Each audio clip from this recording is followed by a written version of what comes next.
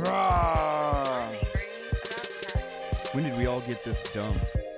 Almost only counts in horseshoes, hand grenades, and nuclear warfare. I don't see any bodies, so it doesn't count. I'm angry about taxes. I'm the chef. I want to hear one thing. Yes, chef. Come on, man. Use your brain. The Why I'm Angry podcast starts now. Woo-wee. I feel like I've already had a podcast. Man. This is the chef. I'm here in the Freestyle Man Cave studio. We've got Lady D and Hey, Payton here in the studio. listeners.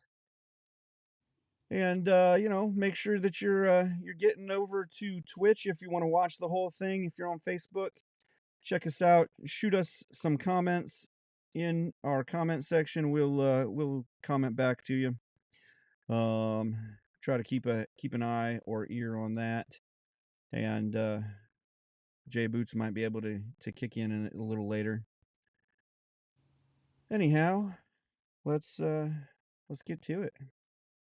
Guys, how's it going tonight? First off, I'm a lady. I ain't no guy. Secondly, hey, listeners. I know y'all miss me. Life Gonna been be lifing. It was much better when Lady D was gone and I could just be like, guys. You know what, Chef? I may go ahead and exit. Let y'all do this one on y'all night. Again. Anyhow. All right. People, them. How is it? Going good. They, them, us. Boo boo bop. Anyhow, all right. So this week it's been kind of busy. We had Dianne Feinstein die. Kind of as we were talking about her needing to no longer be part of Congress. I feel like we didn't have that kind of power, so definitely don't look at us for anything. Oh wait, that was the senator lady that died. Yeah, the senator from California. Right, yeah, that was 90. We no longer have a 90-year-old senator. I thought she was 120. I thought she was like 400, but she looks about as old as Pelosi, it feels. Former mayor of San Francisco. Well, may the Lord bless her soul. Right. I mean, she had a good long life. I feel like she died the right way. Natural causes, everything kind of at the end of your life type thing. I didn't know it was the wrong way to die. No. Well, I mean, if you're going into a school shooting up kids, probably there's a wrong way to die.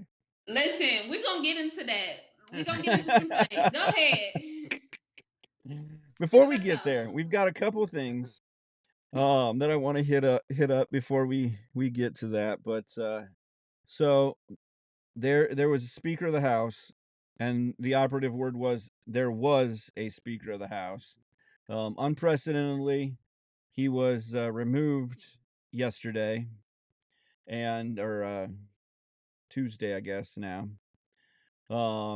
And there's some things going on. So some people are like, I looked at the Times, and the Times is like, he was removed and it threw the house into chaos. And it was like it felt Orwellian, like there were people running across, punching each other and kind of like English Parliament or something, like they were yelling and fighting and stuff like that. And really what happens is Representative Patrick McHenry took over. He'll be the temporary speaker. Did you see though when he recessed the House, how he smashed that gavel down like. Yeah. I thought he was. I looked to see if he broke the little hammer holding thing. Yep. But so his first move was to call for recess. And then I have an article about the second move was to kick Pelosi out of the Speaker's office. That's not going to happen. No, it is happening today because tomorrow they're going to change the locks. Yep. Yeah, she has no choice. Why is she being fired? She's not being fired. She's being kicked out of the Speaker's office because she's Why? not the Speaker of the House. So. Oh, what's her title? It's just Senator Pelosi. Yeah. So Oh, y'all know I don't really do too much. She was the politics, Speaker of the so House. And so she had an office, this little back kind of secret office. And McCarthy, in his not being strong at doing anything, just decided not to push her out of her office because it was his office. yeah, Like that's his office. he was being nice. He was trying to do nothing because working across the aisle sometimes is doing nothing. So then, what happened to the man whose job he took? What man? McCarthy, whoever. McCarthy got deposed, so he's now just a senator again. He got fired. He just lost his ceremonial leadership role. Basically, the Speaker of the House is is just kind of it's a ceremonial leadership role. Basically, they kind of run the minutes and keep things moving and stuff like that. They break the tie, I think, in the house. Yeah, they heard the cats. Yeah, basically they heard a lot of cats. If you're on, Jay Boots is in the interwebs chats, so you can chat with Jay Boots. But yeah, so he just basically lost his senior leadership role. He's no longer running the the Republican Party or things of that nature, really. So, let's talk about what led to this, because it was sort of McCarthy's undoing. He was the one that brought it on to himself in order to become Speaker of the House. He wow, that didn't work. He made deals with everybody, and one of the deals that he made with his own party was that if you don't like me, then you can put forward a vote that can oust me Right. at any time. It doesn't matter. And so this Matt Gaetz got upset with him because McCarthy wouldn't step in on an ethics investigation, and so he decided to put forward a vote, mess up the whole budget that we were sending to the Senate, and throw a fit. And here we are. And he was able to get 8 Republicans to join in. So that's how we got where we are. Yeah, which and really the way we got where we are, the reason we got where we are is because he didn't for one he wasn't good on any of his promises. He's not helping balance the budget. We were supposed to have that Sunday night shutdown party, and to no avail because we didn't shut down. So we got 45 more days to Well, in that solve the cure, in that 45 days, they also have to pick a speaker to flatten the curve. Yeah. 45 more days to flatten the curve. So we've got 45 more days to pick a new speaker. So there's going to be all kinds of deal making. Which I heard they're going to start doing on Wednesday. Okay. So I heard they're supposed to be putting forward a vote on Wednesday. Basically, they recess today. They'll be in the Republican war room figuring out what's going on tomorrow. They probably won't work Saturday or Sunday because, I guess there's a break too coming up. And then the break is coming up fairly shortly. And then so yeah, there's all that. But yeah, he had just even on the budget last year when we were pushing, we're going to push the debt ceiling up and we're going to push through the Green New Deal. I mean the Inflation Reduction Act, and we instead and he had all the leverage. I mean, it's a slim majority, but we've got the majority. Not we. I'm not even don't even care to be a Republican. But Well, when you've only got a 5-member majority, it's right, but you still have the leverage to be able to, like, we could have shut down last year. yeah. We could have killed all this off and already been working on a more balanced budget last year Mm-hmm. till this year. Yeah. Go Republicans. Woo! We're rocking it. So, yeah, Matt Gaetz is going to get some retribution probably, and those 8 Republicans. So it'll be fun times. But they have put a few guys that they said that they want to put forward for it.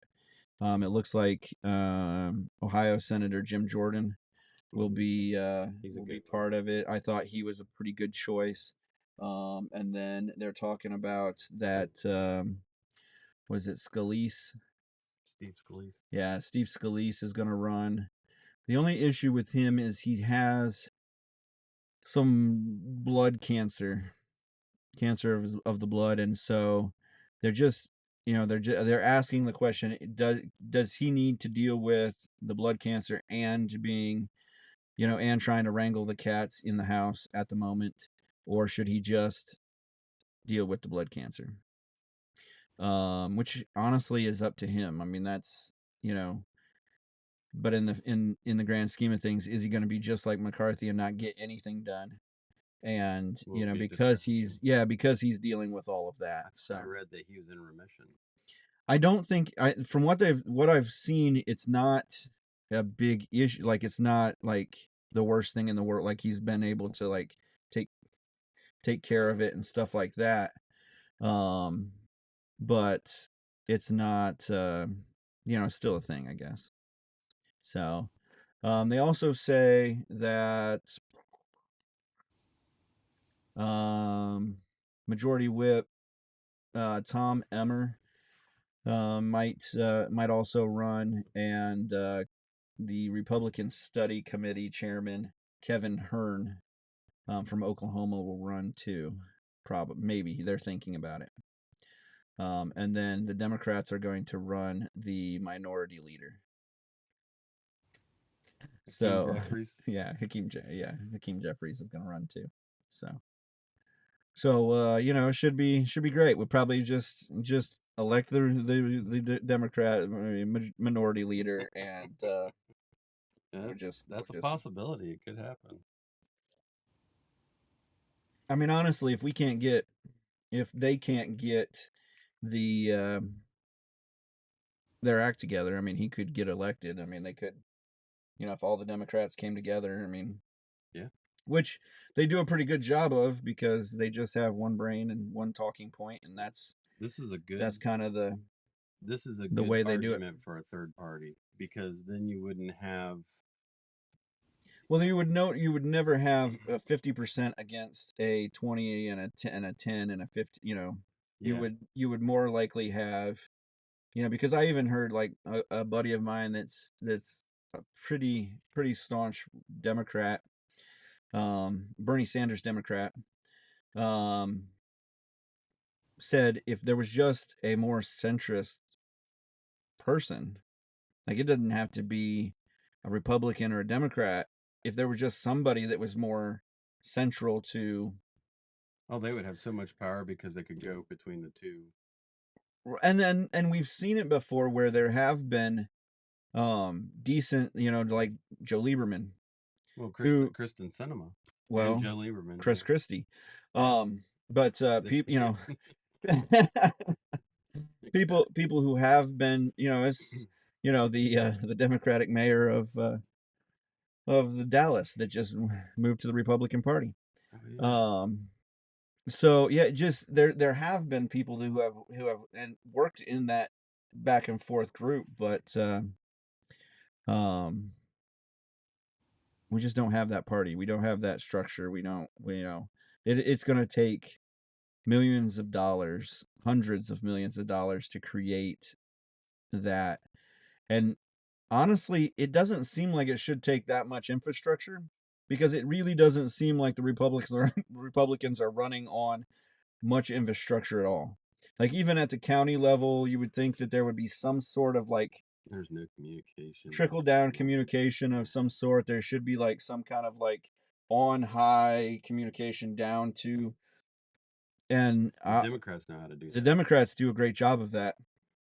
But on the Republican side, Yeah, we're not. no, I don't. We're not as collective. Let's There, say. yeah, yeah.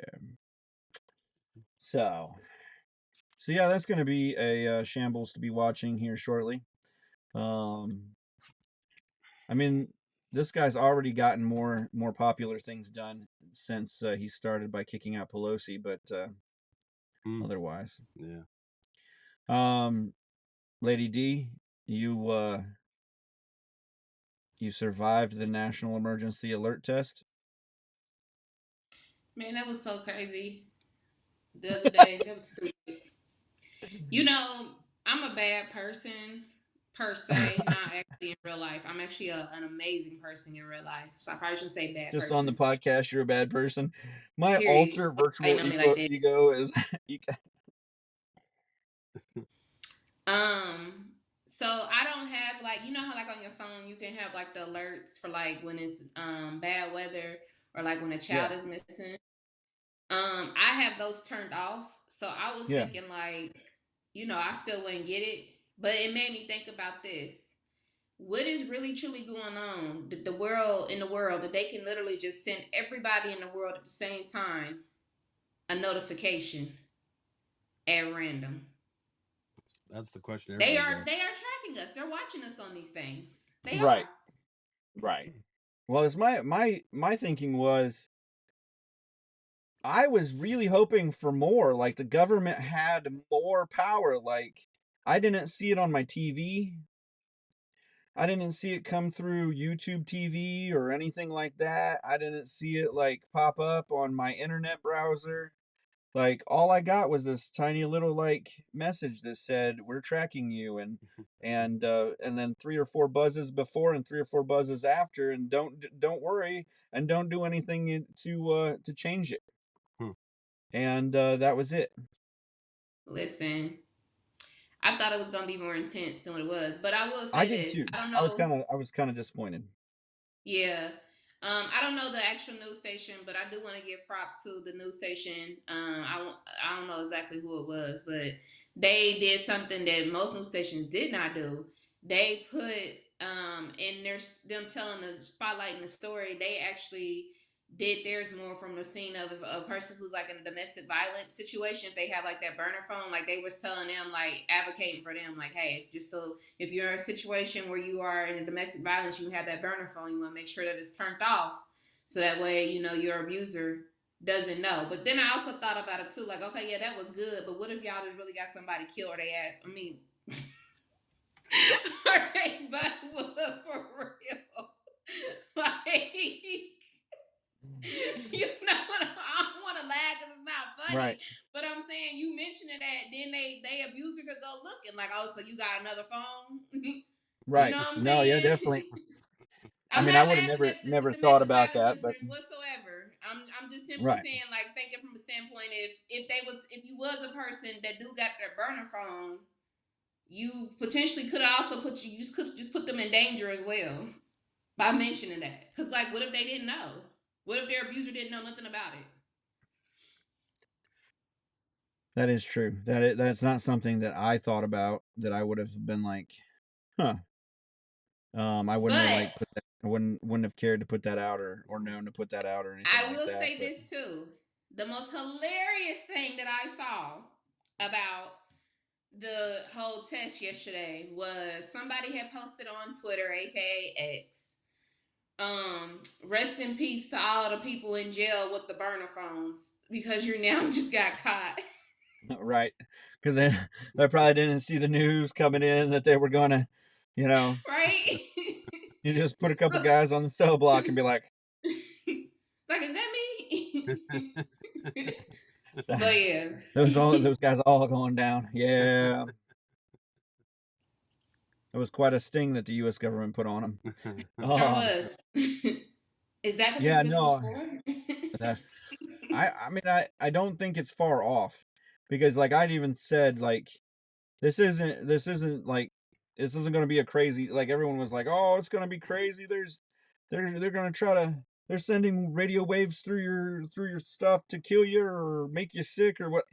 No, no, no. They're just trying to figure out where everybody is. How many phones are out there? How many people they have to really worry about? And how many people they can actually like take out of the equation when it comes down to like getting information. So if you Is this have a cell phone and they can come in and take over your cell phone, because this isn't the National Weather Service sending out a message. This isn't the the Amber Alert police department. This is FEMA. This is a group that can be run by the UN. Yeah, well? let that sink in. This is a group that are supposed to be there for natural disasters, which if used in the right way, you can send out to 500,000 people of a city that it's time to evacuate. That there is an imminent storm coming, there is an imminent whatever. There are wildfires, taking out people's houses, but not the whole country. and you could put it down. But you could also, if we were getting a Pearl Harbor type attack or a 9/11 type attack, you could hit everyone in the country and say, listen, we've got an attack coming, bunker down, do whatever. And that could in that situation that could be good. Because if we go into World War III, as we were just kind of talking about on air or off air, um it's not going to be in another country. It's going to be virtual. You're going to see virtual attacks. You're going to see, I mean, think about Colorado has an electric company that controls their little Nest thermostats. You don't think that electric company is not vulnerable? That's not a closed circuit network, Rip that thermostat out of the wall and put in an old one. right? And I don't I always thought it would be cool to have one of those nests because if I was gone, I could like turn it down. I could remember to like do some of that stuff. Nope, nope. I'm barely wanting to get a Ring doorbell anymore Well, I got a because Nest and I love because it. you can opt in without even knowing you're opting in to the system where now the police can get into your Ring doorbell Hmm. so that Yeah, they I saw can them do something like that, like a couple months yeah ago. They just signed some type of I don't know, petition or not a petition, but they signed some bill like basically if there's a, but it has to be like a high crime or they have to be actively investigating something in order for them to get access to it. high crime. Who decides that, Yeah, Destiny? they should need a warrant from The a judge. hoodlums, I don't No, know, Yeah, the streets, little yeah, JoJo no. and them, they want to be feuding. It's a high Right. crime. I mean, I That's don't know. that with any of this stuff though, that's what that's where I start drawing the line is what, when it's a objective, Mhm. when the decision is in the eye of the beholder, that's where I get scared.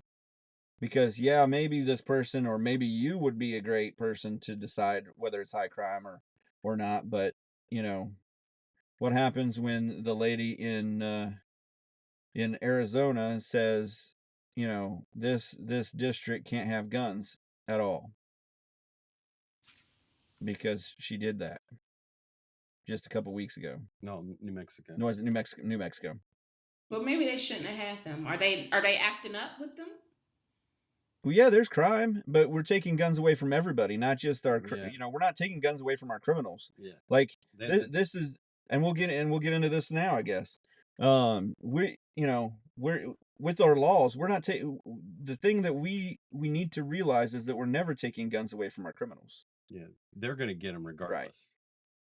They didn't get them legally most of the time anyhow. But None of them are so there legal.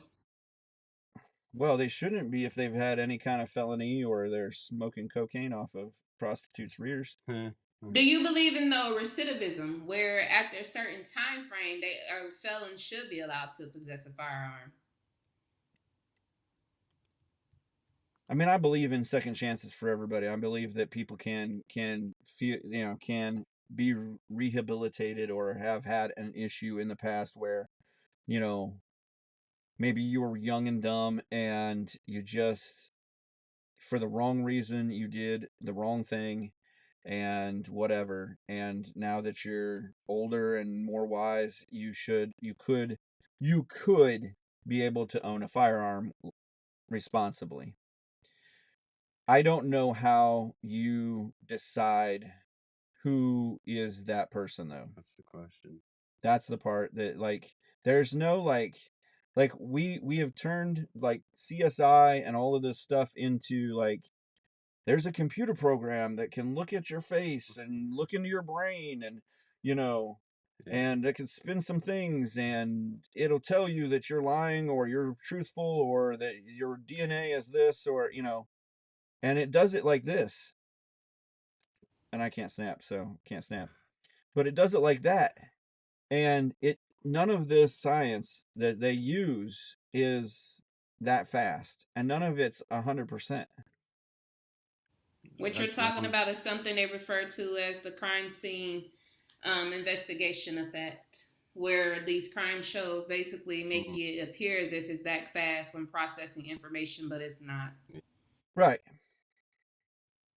And like not even that it matters how fast it is, but like at the end of the day, yes, there are probably, people who have committed a felony and should be, and are responsible enough to own guns. Probably.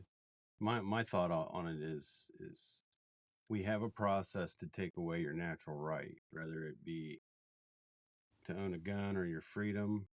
If you go through that process, I don't think you should ever be able to vote, and I don't think you should ever be able to own a gun, just for the fact that even though, yes, you might have made a mistake at one time, we gave you a trial, we judged you, you've been guilty. That's just the way it should be. Right. Well, and then like we were kind of talking off air, then what happens when that person who was rehabilitated, who did say, one of those people gets through and then shoots somebody? Then we have a whole hullabaloo about, people shooting people who had a felony, who got a gun legally, and now, now we're in the situation. Yeah, that's why they shouldn't be able to. Unfortunately, even though it's not fair, but honestly, a lot of times, That's the most fair way of doing it, though. right. There's because you're going to have somebody that's going to try to figure out if they've been. And I don't believe in rehabilitation, to be honest with you. I know people can do better and can change, but I don't believe that the state should be mandated to rehabilitate people who don't want it. Right. And most people don't want it. Some people find God in the process. Some people just decide, I don't want that life anymore, regardless of how it's done. I don't think the state should be involved in the rehabilitation. So. Right. And we've talked about that. I mean, we talked about over the last couple of weeks about, whether incarceration is the best policy, if that's going to if that really is that a rehabilitation or is that just a punishment? And, what we should be doing, should we be punishing people or should we be helping them become better people and that? And like you said, there are those people that just, they don't care. They're not going to go back, or they're not, their environment growing up there was never that's all they know. And so it's not even, honestly, sometimes it's not even a personal choice. It's more of, this is the only lifestyle and the survival that I know. So, yeah. So Lady D, hit us with the issue with the facts on this Baltimore shooting? Child, I don't know the facts. Somebody You got didn't. shot. Okay, hold Oh, on. now it's just somebody got shot. Okay, let me respectfully say that I take that back. I'm sorry, y'all. Someone.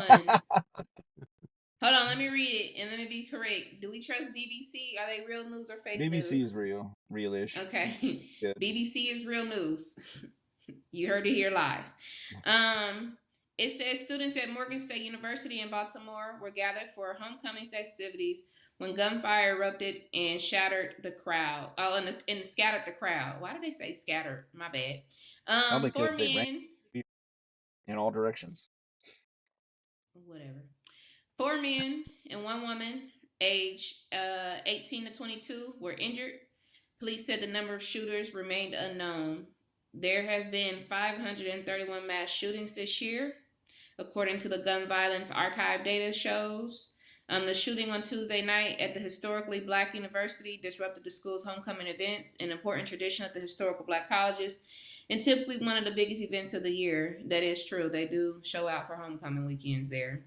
Really at any college, HBCU. Students dressed in suits and gowns were heading to a campus ball when the sound of gunshots rang, sending dozens fleeing into nearby buildings. It said the shots happened around 21:25 Eastern Standard, so 9:25 p.m. And they are still on the hunt for who did the shooting. The good thing is those hurt in the shooting were all sent to the hospital with non-life-threatening wounds, but they do not know who did the shooting. Unfortunately, they're still in a manhunt for the suspect. But 531 mass shootings this year is absolutely absurd. So, did a real quick research here. Do you think that that is because we've actually had less guns bought over the last 2 years, 3 years here? That we now have more mass shootings because we have less guns being bought. Is that true? We've had less guns, but I thought it was being because Yeah, more we've guns had were. almost 3 million less guns bought per year for the last 3 years than we did in That's 2020. interesting. 2020, we had Um, about 18 million guns bought throughout 2020, and now it's about 15 million per year, maybe a little less over the last 3 years here since 2021, 2022, 2023. well, I don't necessarily think that I think it doesn't have everything to do with less guns being bought. I think it's more of the individual. It's a special type of person that wakes up to decides that they're going to go into whether it be a school, a grocery store, a park, wherever, and decide they're going to take somebody's life.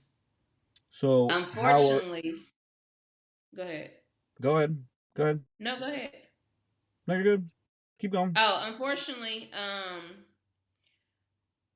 don't feel that our government or the local government or whoever does enough to govern people from being able to purchase the wrong people, So I should say, being able to purchase a firearm. I think the gun laws are not strict enough. I mean, they're stricter than constitutionally allowed, but because it says in the Constitution that it shall not be infringed upon at all. But anyhow, that being aside, what do you think? Because you just spoke on individually what it takes to be a mass shooter.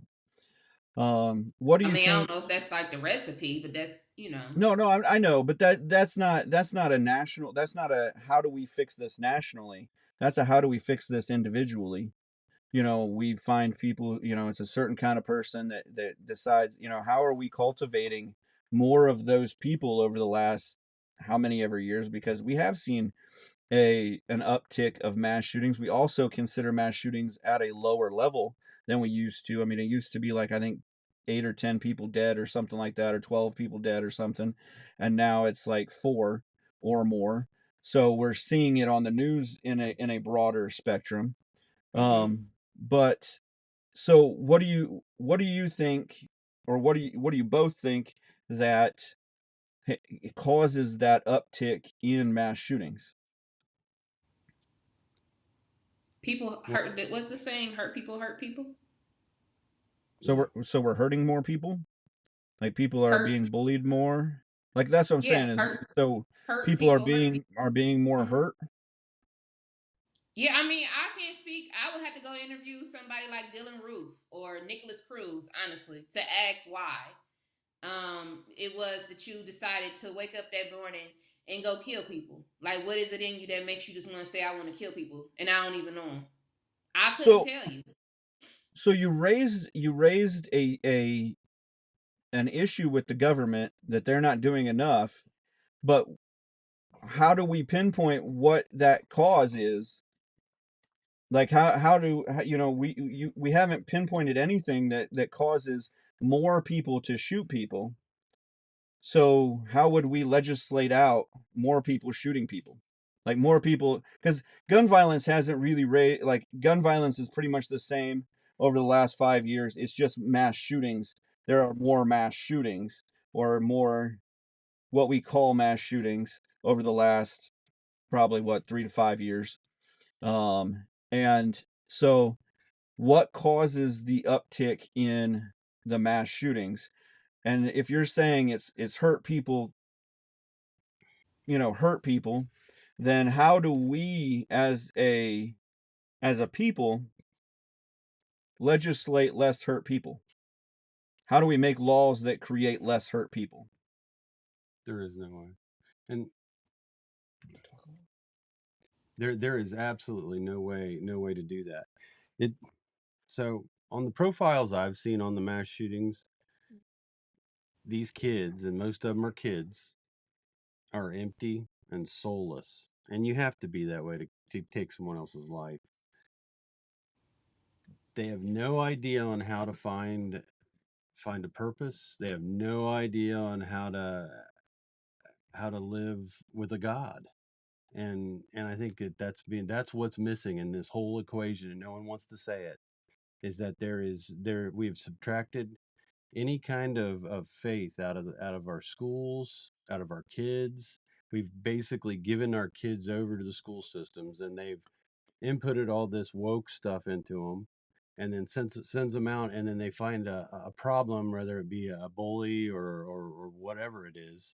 They don't know how to deal with it, so they're just going to destroy it, because that's what they do when they're having fun on the video game. And I'm not saying video games are the cause of this, but it does have a certain amount of, in the back of your mind, it's like, I can do this in the game, why can't I do this in real life? Right. So I mean, it definitely shows you how to do it. Like if like and not to be, like you said, against games or whatever, but it does give you a way of premeditation, a way of pre-planning, or at least, if nothing else, puts the idea in there. a way to kind of desensitize yourself to the fact of carrying a gun around, firing off rounds, shooting the public, or whatever else. I mean, it can be that, at least a desensitizing factor. Well, so the only way that the government can really do anything is red flag laws, and red flag laws do get people killed. What was it? I think it was even Maryland, where they have red flag laws. And What is a red flag law? it's where, if your neighbor thinks that you're a problem, if your ex-girlfriend or boyfriend decides that they want to tell the cops that you've got a whole bunch of guns and that you're unstable, then the cops can go without a warrant, go to your house, knock down the door, take your guns, and then it negates all due process. There is no due process in it. The due process comes later, when they might give you your guns back after they determine if you're okay. Right.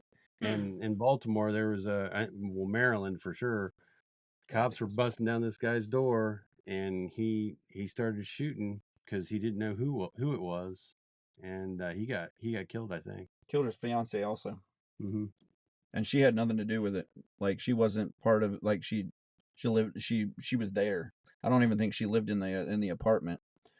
from what I remember. But And he yeah, did nothing no, wrong. and that was part of like three or four of them that over the course of 3 or 4 months, that they just basically busted in people's houses. And it's kind of part of see something, say something. And it's kind of like we talked about with this um Supreme Court justice that Kavanaugh. He had a guy that had written up a thing, said he was going to come shoot Kavanaugh, had a gun, walked up to his house with the gun, and they arrested him before he pulled the gun out or anything. No one was hurt.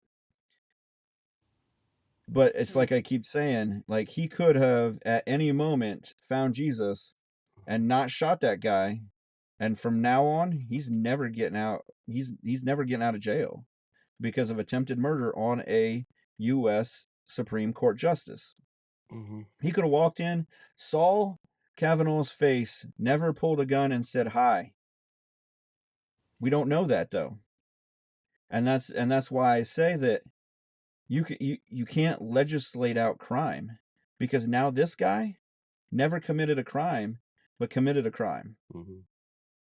So we broke his First Amendment right to be able to say whatever he wanted in a peaceful manner.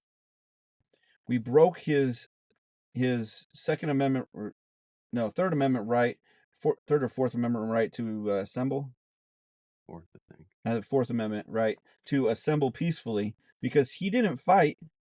They basically arrested him, and he said, "Yes, I have a gun," and there it is. Yeah. And yes, I mean he can admit that he had the intent to, but you don't know until you walk in, you look a man in the face, and you pull your gun. Yeah, but we don't want to get it to that point. I don't want it to, but unfortunately, because of the laws we have, it has to go to that point. I mean, it's a super unpopular opinion, but at that point, when do you start arresting those people then? If you can arrest them at the house with the gun, can you arrest them at their house with the gun? Yeah. Can you arrest them when they say the things that they say? When they write it on Facebook, can we then arrest them? They have been. Exactly. Yeah. So this slippery slope is the same slippery slope that me and Lady D just talked about the Michigan Supreme Court rules that the parents of the mass shooter who killed four and injured seven in 2021 are now being faced with charges linked to the school shooting of their son. Lady D. As they should. And we had we lost a lot of really good footage of just us having this conversation back and forth about, honestly, and this was my argument, this is the argument that is the slippery slope. This is what my argument was, is that if they are able to be tried just like him, it's kind of like it's not like bank robbery where, this guy might have shot the guys in the bank. We were in the bank. I was the driver. That you were all a team. The parents didn't tell this kid all these years, "You're nothing. You should go out and shoot those kids that are being disrespectful to you." They weren't there telling him he should be doing this. They didn't Do plan we it know out. that for a fact? No, from Well, everything that I've read, it doesn't show that they had a plan. Okay. Just like at the same point, we don't know how much they worked on his mental health, That's because true. it showed, everything says that, oh, he has had multiple mental health issues. And so it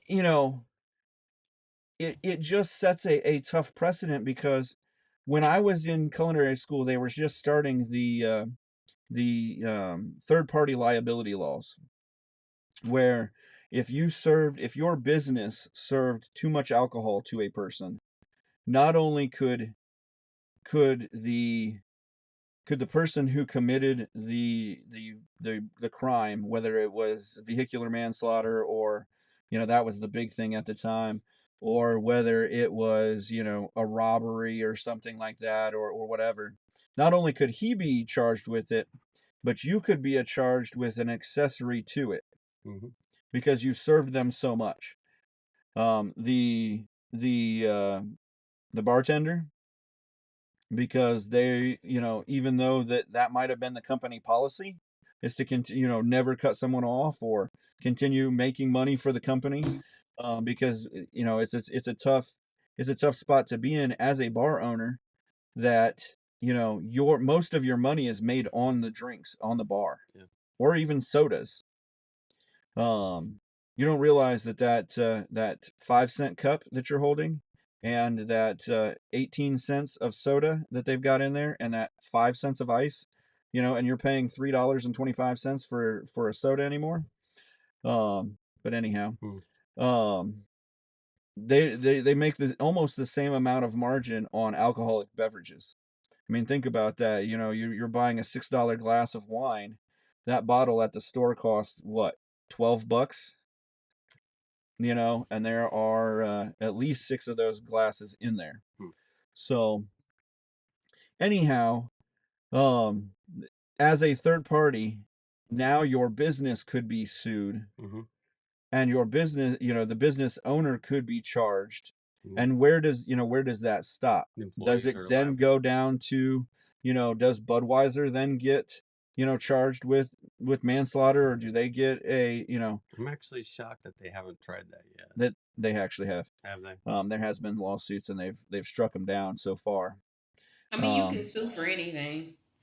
right, and all of it's been civil so far, but this Hmm.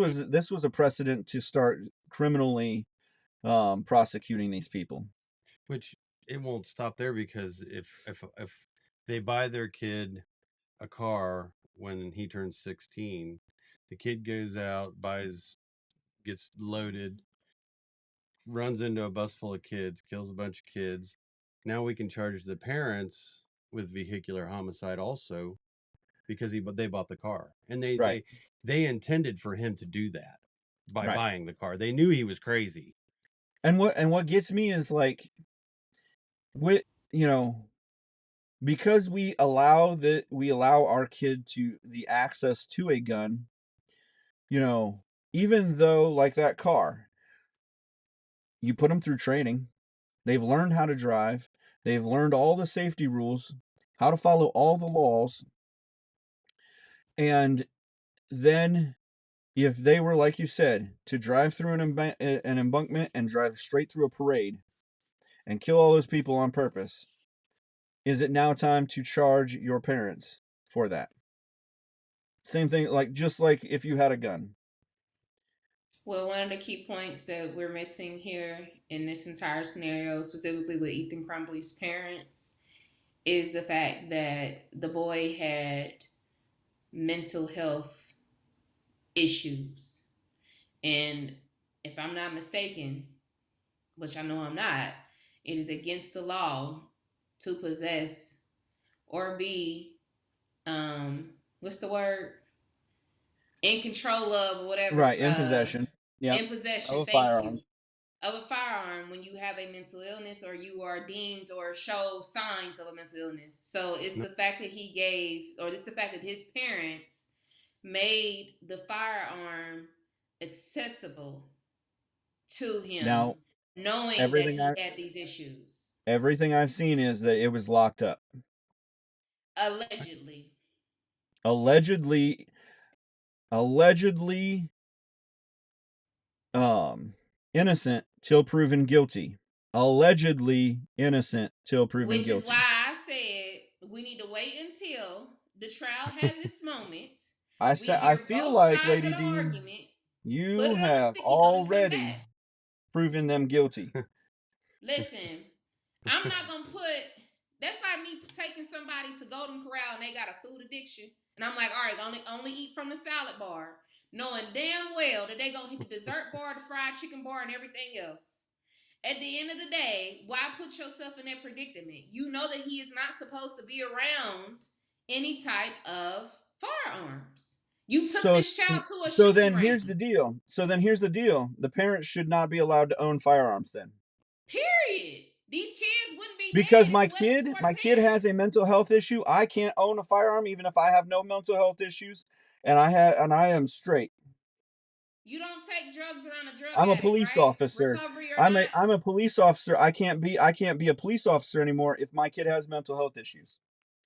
Well, be a mental health advisor then. Well, wait. I don't know what to tell you. I got a question about the mental health aspect. Is this a new law or something? Because anything can be considered PTSD, alcoholism, drug addiction. Yep. You got to be more specific, and I don't know if there is actually a law on mental health. It is part of the new a lot of the states have it set up. So, not every state has an issue with with the mental health side of things. Hunter Biden's on a federal deal because he knowingly was on a addictive substance. And that doesn't cover the mental side, but a lot of states do have a mental health rider on it now. But no, there isn't there isn't a federal statute on mental health yet. So it's more addictive substances or substances that can alter your mind. I mean, the kid could have been ADHD, and they call that a mental health Right. issue. Right. I mean, we got to be more specific. The parents, for the parents to raise any kind of concern or emergency, apparently they didn't. Right.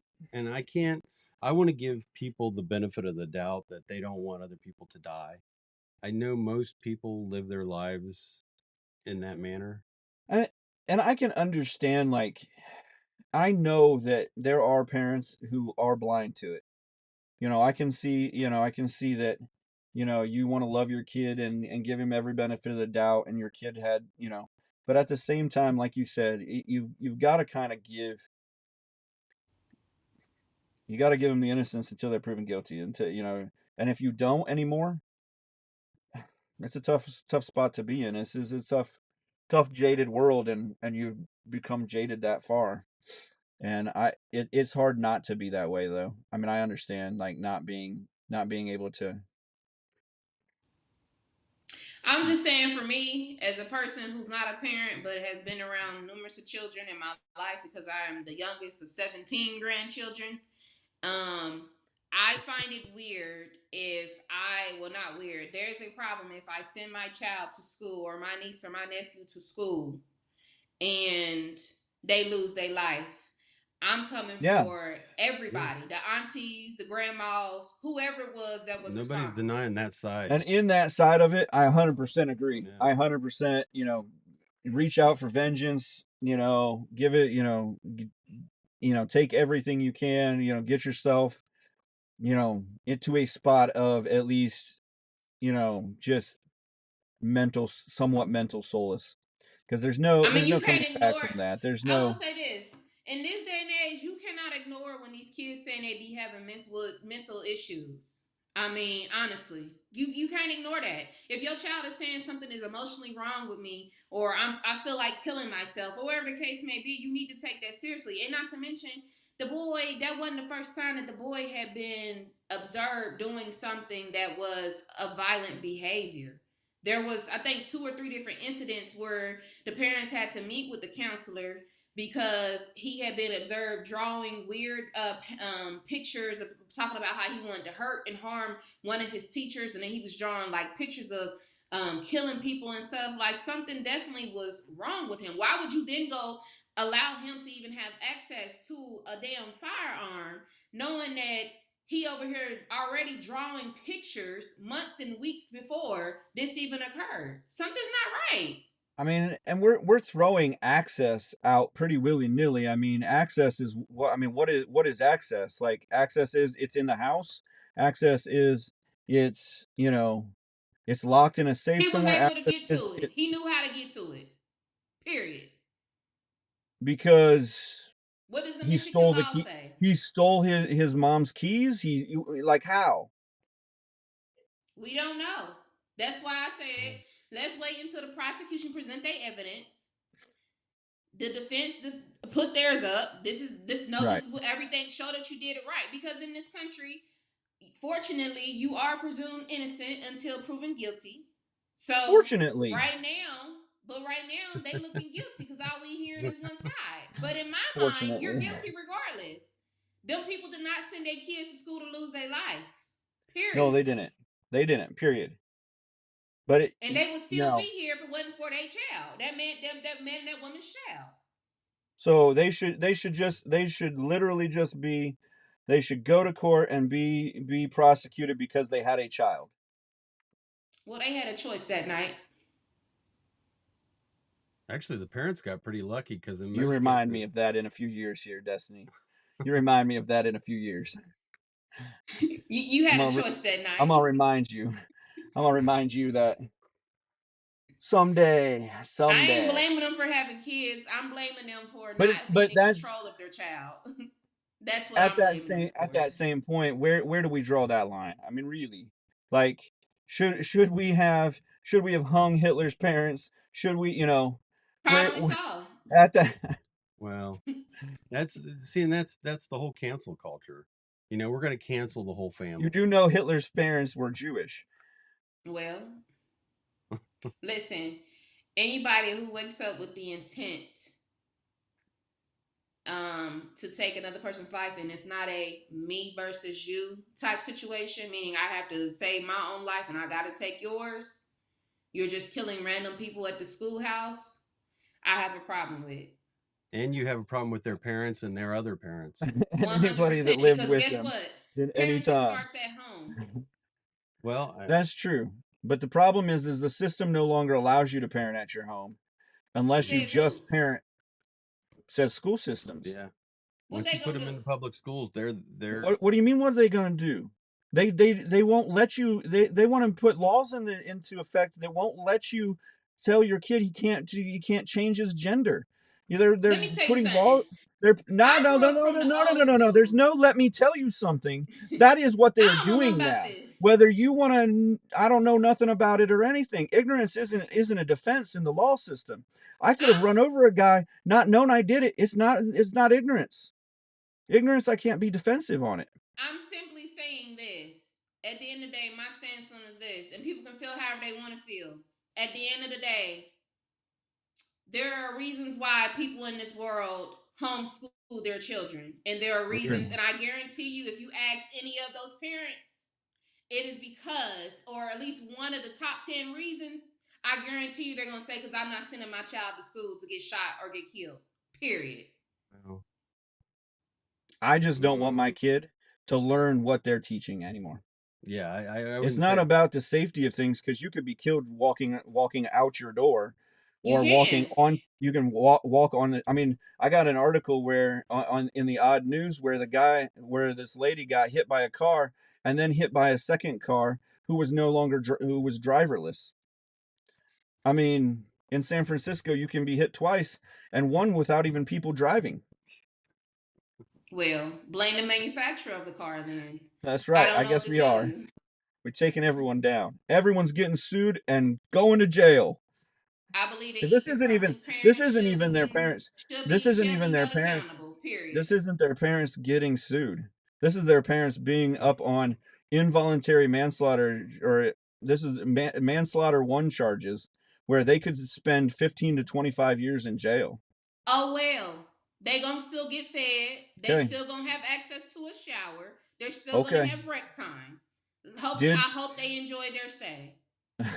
All right. That's how I feel personally. I understand. If it was my kid, I gotta put myself in the shoes. No. It's not your kid. If it's your kid, you should go to jail then for 25 years. My kid ain't gonna have access to no guns at the age of 15. You can't tell me he's not going to. Because he could have access at his. My kid is not. If I had a child, they would not have access to no guns at the age of 15. I would have more common sense than that. Where is your gun going to be? In the safe every minute of the day? And it doesn't 100%. matter. Not in your purse? You're not going to carry it concealed anymore then? Man, I have not carried because that's access. In a very long time. That's access. Regardless, even right now as we speak, it's in the safe even place. even if you're a police officer, They don't even train those people on gun retention half the time. So even if you were a police officer with it locked in your holster, that's access. Listen, Irregardless, I know the kid, Wes. I got look like this. I got enough common sense to know that if I got children or infants or a toddler or a teenager around, that ain't something that I'm gonna be out there just showing, leaving on the table like the Bible or a We're book. not saying that about leaving it on the table. We're no, saying I'm not gonna give no child access to it. I'm smart we're enough to know that. saying you don't have the keys in the house if it's locked in the safe. I'm saying why take the child to the shooting range and show him how to shoot and he got mental health issues? Because you want to train your child to actually Knowing, so you're use the gonna give him gun. a loaded weapon to use and he What got is mental mental health health issues. issues? What give me what he was in trouble for mental health issues? Yeah, I don't know. I ain't his Like therapist. like That's I'm probably a HIPAA no violation. no They no no probably no well, can't no. release that you're to us using it yet. as an Now you're argument. using it as an argument. So what was his mental health issue? According, all it says is the boy had mental health issues. They ignored the fact that he had mental health issues. If you go to the article right now, that's exactly what it states. Well, yeah, and it's a narrative that they're trying to I push. mean, you could say that the Baltimore shooter was a white guy, whether it's true or I not. don't know if he was or not. Exactly. So I don't know whether he had major mental health issues or not, but They haven't even. I They can don't even know state who it. shot. They still looking for the suspect. I understand that, but And I they ain't can gonna lie. say 9 times anything out they of 10, it's want probably African because American. Sadly. that is true. But they can say anything they want about mental health issues. They don't have to be tried in a court of law. Yeah, there is So no let me ask you accountability this: there. you believe access to a weapon, knowing a child has mental health Well, issues around? I We reject. still haven't said what access to a weapon is. Well, and I reject that whole premise. I really do, because if the kid's got murder in his heart, he's going to find a gun, whether it's mom and dad's or if it's down the street, the thug down the street that's not registered. It doesn't matter if he's got murder in his heart. I ain't saying that you ain't supposed to teach your children about gun safety or none of that. I'm not saying that whatsoever. Oh, I'm I'm saying definitely if at a 10 years old. child, My child is learning gun safety if she is responsible as she to should, matter of to fact, bring her learn over here. guns. I'll show her. At the end of the I'm not day, taking her to you because at the then end of the day, I'm in trouble for the liability of you. You may listen. teach her to point the gun straight at me with bullets in it. Now, come on I now. know you wouldn't. But at the Absolutely same not. time, I'm not at the same time that actually comes to the point that we need to come to. We're giving our schools liability for our children, and we're not placing any liability back on our schools What you for want the schools to teaching do? for what I want our schools to teach our children actual usable skills. I don't care. I don't want our schools to teach our kids about gender change, gender fluidity. I want them to Okay. teach them how to cook, how to add, how Okay. to Well, be this able ain't to. the same school system that I grew up in. We did have classes like Exactly. that. Exactly. So So we can't be I will blind to say the fact this. that What do you want we're the school system to do about guns? maybe they could have gun training classes, They used to For have the it. which they students? did. Yes, they did. What are they training in gun training classes? I'm curious. They would teach you actually NRA class 1, which wasn't called NRA class 1 at that time. It would have been a parts and of the gun, how to tear down a gun, all of the working issues, and then the safety features, how to be able to move a gun safely, and process through that. So basically, what you What learn in age range is like this? school age, so under 18. Like what It grade? depended. It depended on your school. Well, I think it was a high school class like shop or ag or any of those. Well, it depended on your school because there are, like, I was trained in guns, competition gun shooting. So, and that was before I was 18. I mean, I could have gone as young as sixth grade. Oh, okay. So, I mean, they have kids, like little kids skeet shooting, 10, 12 years old. It's amazing that most of America still use guns as a tool and don't kill people with it. what gets me is most of these kids that are going out mass shooting are in towns, in cities where you're not learning hunting, you're not learning, the respect for life. And that's really where I think school is losing it also, is you're not learning respect for life. You're learning that animals have more rights than you do, and things like that. So I know that we didn't get to the bottom of this, and I know that this is like a charged subject. And yes, the parents probably have something to do with it, because you learn from your environment that you live in. And so I do understand, some kind of damages and things like that. We didn't used to be a country where we would put them in jail for it. Maybe it was punitive damages where, Well, they're going to pay for it, whether they're in jail or not. right. But how then? I mean, you're just perpetuating the system then, because how then are they going to pay for it because they're in jail, type deal? Um, so we're not those people. Those, honestly, that family is not going to get the money that they're due, because Retribution. yeah, they're in jail for. Is the victims of the family seeking restitution though? They will in a heartbeat. I mean, they got to get through the actual case first. So they've So, now spent. listeners, just so y'all know, I'm the type of person who likes facts.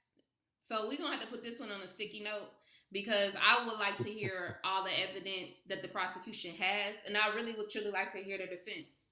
Yeah, Period. this would be great. This would be great to keep on an ongoing like update and stuff. Um, and I think this has been a really good conversation of, you know, just getting some of the ideas out there, like, and it's not even just, whether we agree or disagree, or whether, 100% of what I've said is something I 100% agree with. It's just, getting those thoughts out and getting that conversation had, in a fairly civil way, where, we can actually, learn from each other, you know right, Lady D? Yes, and I still be standing behind the fact that Ethan Crumley's parents should be responsible for something. Period. And honestly, they probably should be, because like I said, you learn your behaviors from somewhere. And maybe he was neglected, maybe he didn't, his parents both were working, maybe, yeah.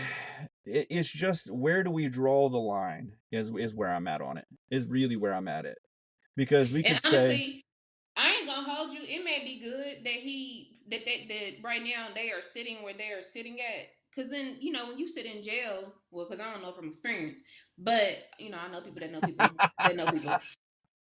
You have time to think. So maybe you sitting there recalling all the events, and maybe it's always a situation where you could say, well, what could I have done differently in this situation as a and parent? and in any of these situations, at the end of the day, we look back and we can say that. That's what Monday morning quarterbacking is. You know, that's where, that's why when we can see the big picture outside of the situation, we can say, "Oh, well, they should have done this or that." But inside the situation, you never, for one, you would never think your best friend is going to go out shooting a school or something like that. You're So right. you wouldn't be like, you'd be surprised. And so I think a lot of what we can do is quarterback from the sidelines, and say, "Oh, we should have done that," or "They should have done that," or "Somebody should have done that." But in the end, no one did it, and now their parents are going to, live their life without kids. Four people are gonna, and seven other people are living their life changed because, they were injured.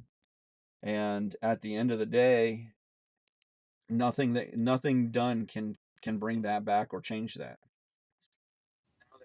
Whether they give, whether they give them restitution, whether they put these people in jail, whether, nothing can bring those kids back. So And that's the sad part, that we can't do anything now. And honestly, in the grand scheme of things, I'm not sure there was a ton we could have done to begin with, because we could go back to the 70s and say, well, if his mom didn't have to work, then she would have been home and she would have known he had issues, or she would have been home and she would have known how he felt, or she would have, and we can continue that cycle all the way back, and we'd be like, well, if in the 20s, Roosevelt didn't come and start this or that, or Wilson didn't start the New Deal, or Roosevelt or Hoover or any of those people, we could say, oh well, but in the same point, at that point we could then say, well, at that point we could buy any guns we wanted, and we could have protected ourselves. We could have sent our kids to school with guns, and they could have shot at that kid that was shooting at them, and so Violence is never the answer. Okay. If you can I talk don't it out, know. Jesus talk it died out. on the cross for your sins, and it was violent, and it was the answer. Let me Done. tell you something. Praise the Lord Done. for that. Done. But if somebody take your parking spot at the grocery, that don't Light their mean car on that you fire. go and kill them. I don't know. Okay? Maybe. No, you don't. No, you don't. Maybe you You just don't. you just pray for them. Wish them well. Let me tell you something, listeners. You are a When better people person. do you wrong, wish them well. You are a better person than most. That is a word. That is the word for tonight. When people do you wrong, wish them well, because Oh God man, has we the have final gotten to say. nothing tonight other than that. So That there was was a enough. giant healthcare strike. Kaiser Permanente workers walked out. 75,000 workers walked out early yesterday. Why are they No walking? Why are they doctors. striking? They want more money, better working conditions, less hours. They said Okay. out of their, I think it was roughly blah blah blah, 39 hospitals, none of them are fully staffed. Now these are nurses and doctors. Nurses, none of the doctors walked out yet. These are like healthcare workers and nurses, part of the union, the healthcare workers union, I guess. But the doctors are on a different union, I guess. So they were not privy to the walkout. I stand with every nurse that is on that picket line. I mean, honestly, they deserve hundreds of thousands of dollars a year for being nurses. I mean, they deserve all the money that guy that just caught a touchdown for how many ever $1 million in whatever game gets. They deserve that much. And I'm not pro union, but I have a lot of friends that are nurses, and how these huge health conglomerates treat these people. Yeah, they need some sort of a collective to, because it's not working just individually. Um, but the auto workers, these guys already have pretty good, and now they want it even better. right. I I don't get mean, that, but we all want to fight for better conditions. I mean, they're everybody wants something better. I mean, they want to be treated better. They want more money. They want, we want to go back to a position where we could work our job and our spouse didn't have to, type thing. That would be a great situation to be in. Um, but like you said, I mean, some of these guys, and with this, I don't even know if it's the healthcare companies, the big conglomerates, or it's the government. oh, I think it ultimately is the government. When you peel away all of this and you say, you know, and you look at it, and the government takes how much of your check to put into healthcare, situations, and they give you know, the vaccine guys full immunity, and they tell the hospital, oh, you can only charge $150 or $80 for insulin shots. And, you know, when you start to put your hand in those things, you're starting to put your hand on the scale. Mhm. And so at this point in the game, had they not charged so little for insulin from the beginning, most likely it would be less anyway, Mhm. because there would be more companies making it. They only have, I think it's 8 years to have it on their patent, until they have to release the patent to make generics and stuff like that. And so honestly, just in the pharmaceuticals I've seen, and I have uncles in pharmacy and actual doctors, and both of them will tell you that if they didn't have to charge a small amount, this little amount here, then they wouldn't charge everybody else this big amount. Yeah. Because a lot of times what they do is the government comes in and says, well, we're only going to pay 20% of whatever you charge your normal patients. Mhm. So they have to put on their normal patients whatever it costs to, for that 20% to make them at least break even. Yeah. This wasn't a problem until 2004 when Obamacare was passed.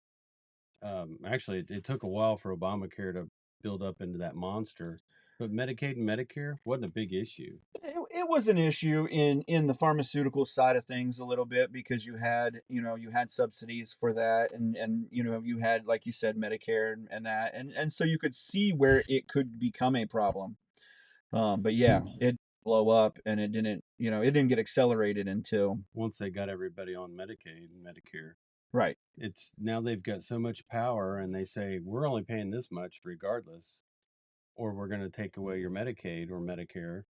And of course, the hospitals freak out because that's a big chunk of money, Right. and that's where the power is.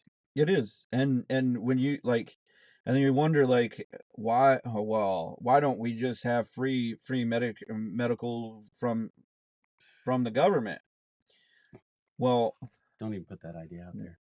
one, the government doesn't care one iota about you. You're a number, and unfortunately, No, they care about me. they don't, They because do. all they care about is that tax dollar coming in. Mm-mm. Because if they did care about you, there would be there there would be term limits, JoJo cares about me. The and Congress and the senators, they care about me. there would be new senators, new blood, new thinking every 8 to 10 years, Mm-mm. 12 years, Oh, if they cared about you. That's what they told you. I'm different. Eh, I mean, okay. I'm gonna leave that at that. We've had enough today.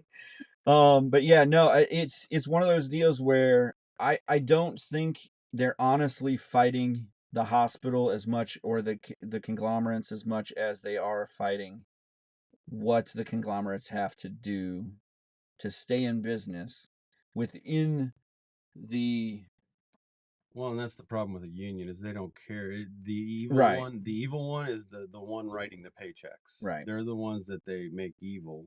right, They don't consider, and I don't want to say this about all nurses, but they don't consider the customer. So the automaker, they don't care about the customer and how much they're going to end up paying for that car after I get my premium healthcare, my premium right, everything. They don't care how much that car is going to go up. That's not their problem. right. That's not the way it should be. The customer should be the one that's in focus here, but that's not. It gets lost.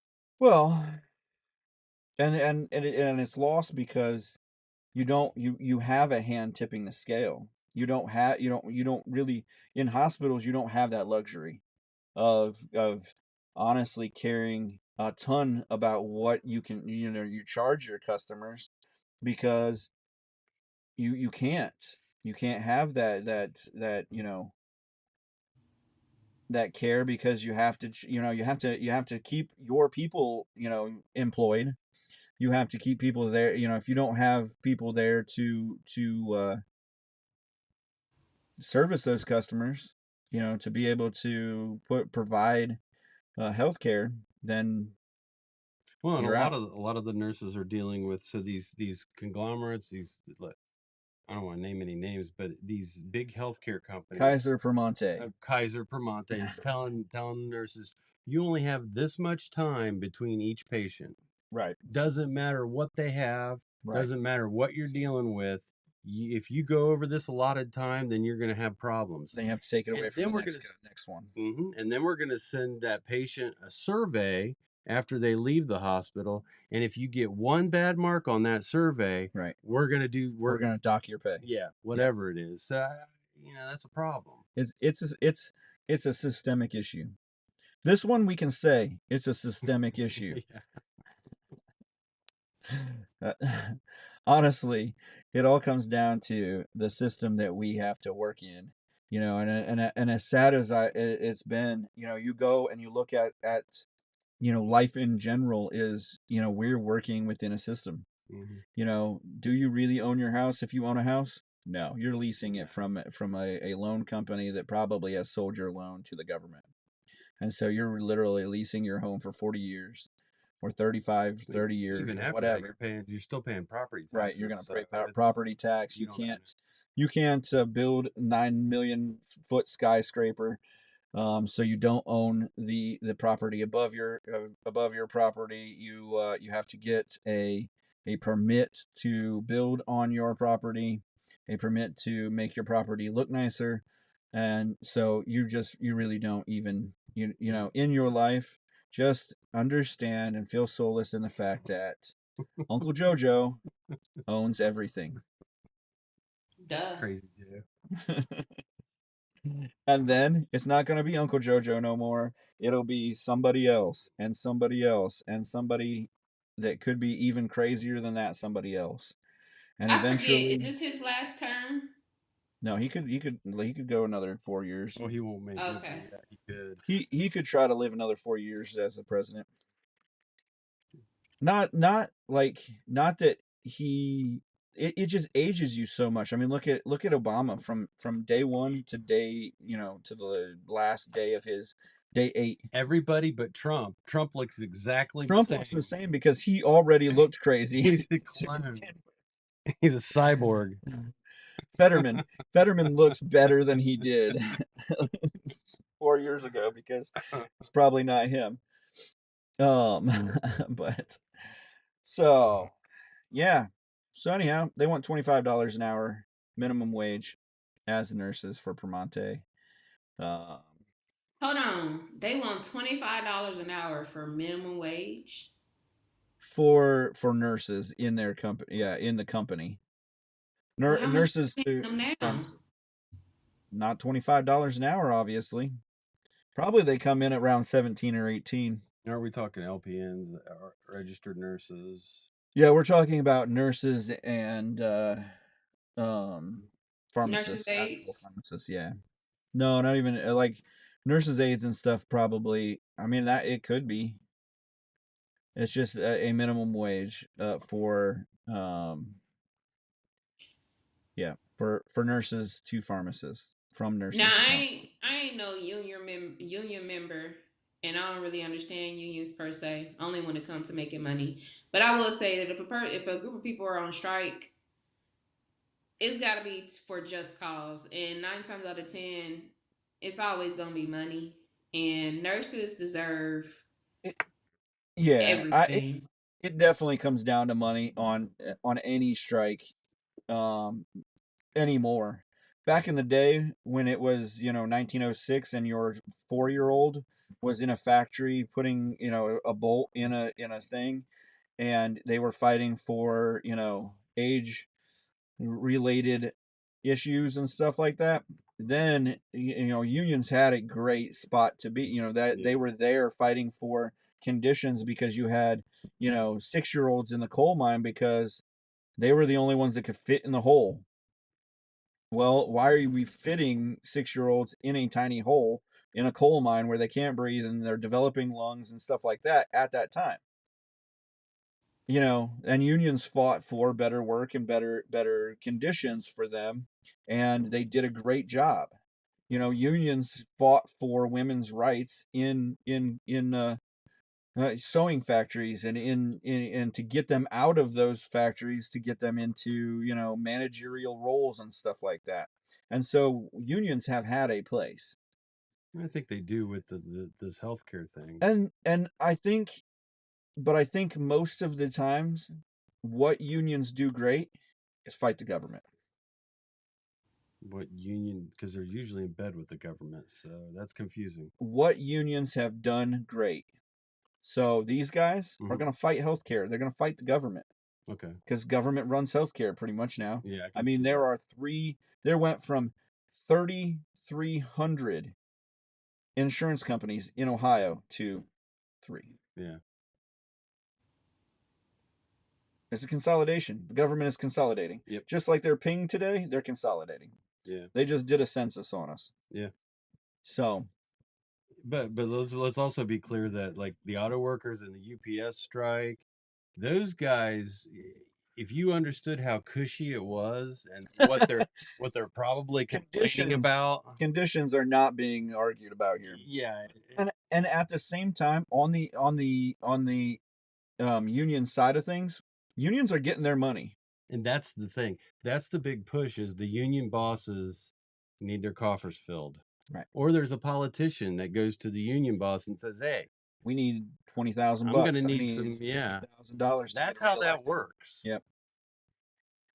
Because, a lot of times, like in your, like talking about the auto workers, they may make, you're like, oh, they're striking. They're making $50, $60 an hour. Hold on. They're actually. Pause you there, because not all of them are. But go ahead. Maybe not starting out. A lot of the guys that are calling for strike are making quite a bit of money. I'm gonna tell you why I paused you. And that's why I said a lot. There is a man that they just did an interview with the other day on the news. This man said 8 years ago he made $25 and some change. Now, 8 years later, all he has made in the last 8 years is $32. Well, what's he do? I don't know. And that's fine. And I mean, he was a union worker, or was he working for like Kia or something? No, he's a union worker. Or Honda. Okay. So there are situations where they're not. But on top of that $30, that person is actually making $20 or $30 per hour more. The union is just taking it off the top. Yeah. Or they're charging them union dues of that. Plus they got pension, they've got healthcare. Because people don't understand, or people don't realize that they're paying some of these auto workers are paying $300 to $400 a week in union dues. And now that a lot of that was in the height of the auto industry and stuff like that. I know that it was one thing when I worked security at Honda. Some of those guys were making $45, $50 an hour. And I know that some of those guys have been retired and things of that nature and that, but they weren't union. No, they were actually making that money. And they were talking about these guys that were, working in the Chrysler plants and stuff before they shut them down. Those guys were making $65, $70 an hour, but they were paying $400 a month or $400 a week in union dues. So that guy that's making, $150,000 a year at $60 an hour, he pays the taxes on that. Is paying taxes on the $150,000 a year, and then paying the union dues after tax. Because it's not like your 401k where you can pay it before tax and get that taken off so that you pay less tax. So unions had a spot, but unions are going to get their money. This union is going to get a hefty pay raise. On top of that. as sad as that is, they're gonna make money on top of those That's what it's all nurses and about. that. Yeah. It's always follow the money. So let's go on to things that are not as serious, or maybe more serious. So I have an article here where scientists have created an electric tongue. Mm-mm. It mimics. Does that not sound like this bad, sex toy or something? Lady D, you going out to buy one of these? Absolutely not. What the hell is it supposed to do? Electric tongue. What am I gonna do with an electric tongue? Tell me now. Practice French kissing. Hey, there's things. So electric tongue mimics how taste influences what we choose to eat. The researchers say this device may be an early step toward imparting emotional intelligence Hokum. to AI. Hokum. Hokum. uh, No way. Electric tongue. It's coming to I'm not It's interested. not the tongue that controls. It's whatever emotional. This is from Penn State University. They're And that's why They're taking our hard-earned money and turning it into emotional AI for your. Run by idiots.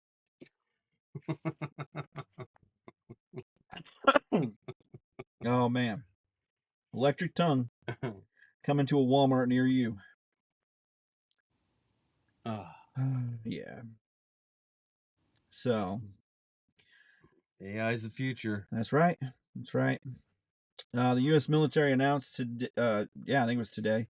It has transferred 1 million rounds of ammunition seized from Iran to Ukraine as a part of efforts to help Ukraine in its counteroffensive against Russia.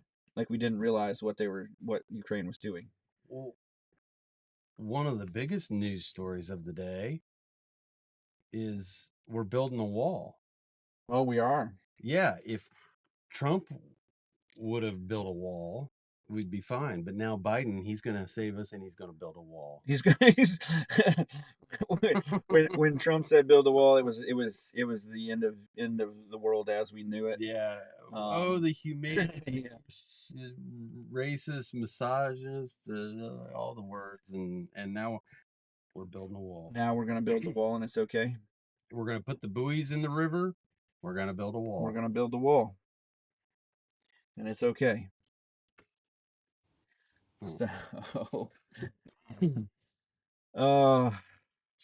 Yeah. So we've sent 1 million more rounds. I'm not sure that that's really. I mean, if you think about it, 1 million rounds isn't all that much. But whatever. Send it over. It wasn't ours to begin with. It was Iran's. So, on Iran, since we've been pretty good on Iran the last couple of weeks, Iranian activists accused the morality police of putting a 16-year-old girl in a coma after a confrontation over dress code violation.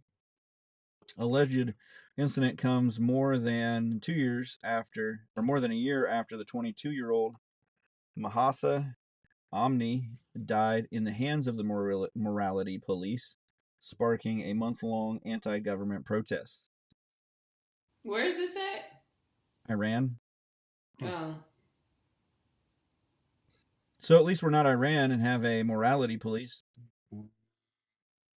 Maybe we should. Destiny. Lady D. Come on.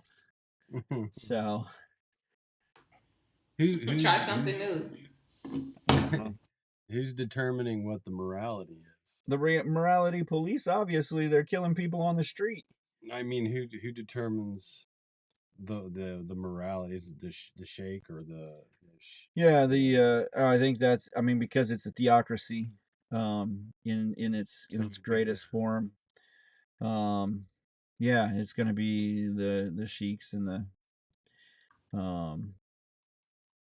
It wasn't there a morality police in 1983 in the U.S.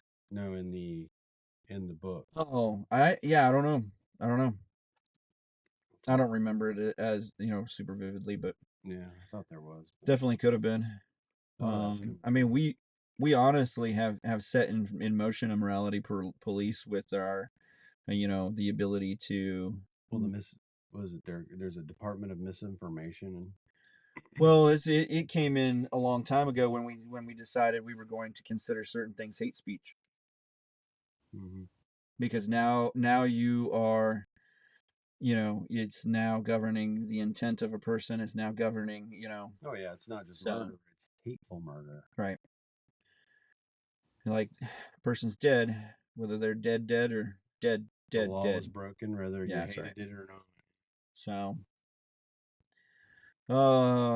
Nobel Peace Prize in Physics awarded to 3 scientists developing attosecond pulses, pulse lasers.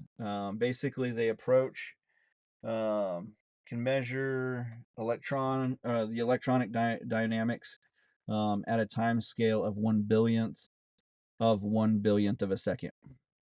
So they said they can actually measure like small items like electrons now. Hmm. Actually, a guy from Dayton is part of that group, that 3-person group. Okay. So that's kind of cool from our Yeah. area. So getting a Nobel Peace Prize. Yeah. So Gets a big check too. yeah. At least part of one, since he's a 3-person. Yeah. But yeah, that's it. And it, like, this kind of thing is interesting because what, the chemistry one, I could see where it has things in, like, I saw they're another 3-person group won it in chemistry, for their ability to measure quad dots. It's a small part of an atom. Okay. And so, and then it's a it's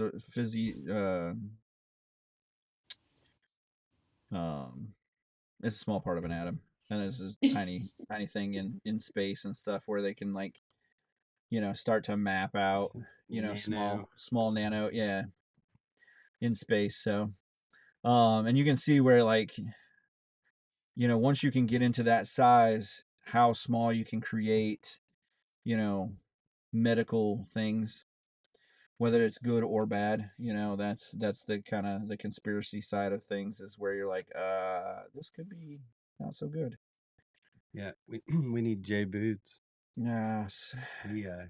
He was just telling me about macro things and nano stuff. Yeah. I zoned out. I glossed over it for a while, I'm not gonna lie. But all right, so that's kind of that's our headlines. We got through the headlines. Good for us. Now an hour and a half into it. We did have some odd news, even though we don't have Honest Abe. We have some odd news. A Pennsylvania mummy, named John Fetterman, Stone Man Willie, is finally to be buried 128 years later after he was put on display. An alcoholic pickpocketer who was accidentally mummified by a mortician trying out new embalming techniques will finally receive a proper burial. He's been on display at this funeral home for 128 years. Oh my gosh! So so the funeral home director, did he get charged with the murder? I don't know whether he was alive to begin with. Did his Whether parents get charged with any kind of was the embalming company charged with the murder? Hey, Um, pick your battles. Sorry. I saw an opening.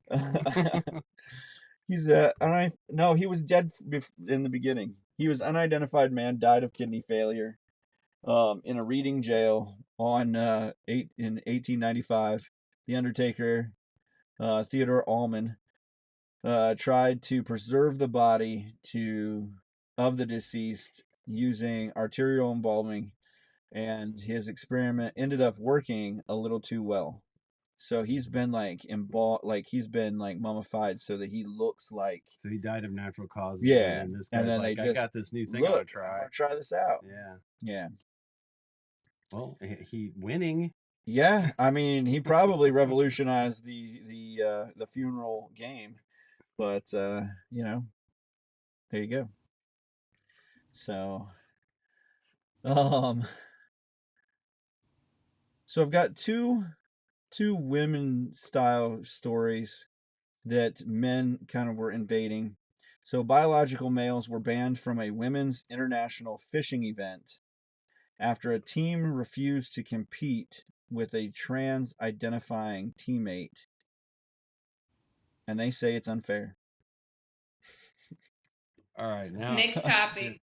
like Wait, try wait, wait. to wrap your head around what actually even happened in that. Men can cast a little further than women. There's Next definitely. topic. uh, I told you there's two of them, so I gotta get to it. Listen, I All am right. of the statue and belief. I respect everyone in the LGBTQ plus community, but I will say this. I do not believe that if a person identifies as a transgender, that they should be participating in a sport that was made for a woman and or a man. So if you are a man trying to born naturally a man trying to participate in a woman's sport, I don't agree with that. Stop. Most of the country. Stop. You. Like, I mean, if we're going to accept it, and that can be an argument for another day, at least set up a trans I would actually watch that group, like a specification of transgender, instead of men, women, non-binary, or whatever you want to, however you want to like put yourself in that group. But at least set it up, because like there was another article that I didn't post or didn't put on my list that was about a man who was ranked 170th. I think I just got it here though. Was ranked 172nd in the state in cross country and won 5th in women's cross country because he identified as like he just grew his hair out. That was it. Like he's not like actively participating to be a woman or anything like that. He just decided. Well, Leah Thompson's a perfect example. When he was competing as a man, he was like 400th in the country. Right. And then he ends up winning the women's championship. Right. So, I mean, there's an obvious difference in biology. Well, yeah, and it's like that weightlifting coach that he's like 45 minutes, or he goes, right now I identify as a woman, and he smashes the women's like record by over 120 pounds in weight, and like, he goes, and then he's like, oh, that 45 minutes that I identified as a woman was great. Smashing that record was so fulfilling. Blah blah blah blah. And it's like, obviously he's having a good time with it, and it just showing how silly it is. But it is it is one of those things. It's like, let's just, if we're going to have this go on, let's stop having an argument, because we're having an argument just to be controversial. Mm-hmm. We're not doing this for any other reason. There's no fair's fair or anything like that. We're just doing it to be controversial. And there's a point behind it. Otherwise, we'll just make all sports equal. Women can compete against men. Men can compete against women, and we'll just flub it all up for everyone. Yeah. And you will see the unfair treatment. It's like the U.S. national team went and played Wrexham in soccer. Wrexham is a team that just got back into the fourth tier of soccer in England. It's owned by that Rob McInerney and Deadpool. Mm-hmm. And it's been a cool documentary to seeing how like somebody like me, or somebody that just knows nothing about the business of running a sports team, would start a sports team. Yeah. And so, but the U.S. national team, who is one of the greatest soccer teams in women's sports, on earth played Wrexham, which is probably not anywhere close to one of the greatest sporting teams on earth, and got destroyed. Like, it was like 4-0 against a team who can barely get itself out of the 5th division to get into an actual full-time playing. These guys were getting paid, $14, $15, $20,000 a year. Like, it's not like the physicality. That's the difference, and it's not about like trying to be sexist or racist or anyist. No, It's about, this is the truth. This is working on the facts. well, and there's another side to that, because there was last week the first female football player played that's not a Right. kicker. Right. I think she was playing maybe linebacker. Yep, she was. They basically didn't touch her. That they didn't block her. They didn't. I don't think she was even. I don't even think the quarterback really had a problem with her, and no one wanted to deal with her. And it's the same with wrestling. So if I'm a male wrestler, Right, and I go on the mat, and they put a girl next to me, if I wrestle with her, I'm a bad guy. If I let her win, I'm getting made fun of. Yeah. So the best thing to do is just walk away from the whole match. man. If a woman gets on the mat with me to wrestle, I am wrestling that woman like it's a man. Yeah. I don't care. Like, because in martial arts you were kind of trained not to care, because it doesn't matter. That woman is in that ring to beat the crap out of you. So I'm not going to beat the crap out of someone, but at the same time, I'm going to beat them. I don't care if you're a woman, man, or green or purple or pink. You could be a 5-year-old. I'm still going to win. Yeah. I'm not going to let, now my 92-year-old grandfather, I'm going to let him win some. But, when it was racquetball, but there were times that I didn't have a choice. And like you said, I was in a terrible situation. If I won, I beat a 92-year-old. If I lost to a 92-year-old. Yeah. So, but yeah, but that's what sports are going to become if we don't give them a space. If we don't give them a spot, then we just fair is fair, and we give everybody the same treatment. And Can I say something controversial?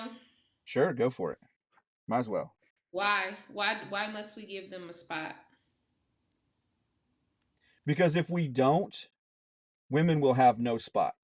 Yeah, that's taking their. Because why wouldn't I train half the time, build up more muscle and more speed and more abilities than a woman can, and then go compete in a women's sport? Just grow my hair out. I mean, I'm a little beyond being able to grow my hair out, but Or if you're a woman, you work your life to get to a spot in your career. You're at a performance level that's above every other right female in your group, and then some guy comes and just whips the crap out of you. What's the point in even trying? Look at Simone Biles. Mm-hmm. She is by far the most powerful, greatest woman gymnast probably ever. I mean, she can do things that, I mean, they haven't seen what she can do. They won't even allow her to do all of the things that she can do in the Olympics. And it's not because they don't recognize a backflip in skating or something like that, where it's like just, oh, backflips are stupid, blah blah blah. I always thought they were the greatest in skating. Mark Hamill was my favorite, but but if a woman or if a man came in and started competing with Simone Biles, she's no longer the greatest. Mm-hmm. She may be able to compete on that level, but she's probably not the greatest. Because a guy is built to jump that high. A guy is built, like bone density. Right. Yeah. And it's not like, I'm not trying to be like, guys are so much better, because we're as dumb as can be half the time. Biologically, it's different. Right. And and that's why even in like things like the Navy SEALs. They've tried to have two different sets of rules for women in the Navy SEALs and men in the Navy SEALs, and it's like, no, if you're a woman and you can do everything a man in the Navy SEALs can do, then by all means be a Navy SEAL. Yeah. But if you can't live up to that standard, then it's nothing against you. It's not like we're trying to take away your valor. Yeah. You can fight in anything else. If you're anywhere close to a Navy SEAL, go, be a Marine, be a scout sniper, be whatever you want to be. Well, that's the thing. The threat don't change. You just can't be a Navy SEAL because what's coming at a Navy SEAL doesn't change because you're a woman, like you said. So, next subject.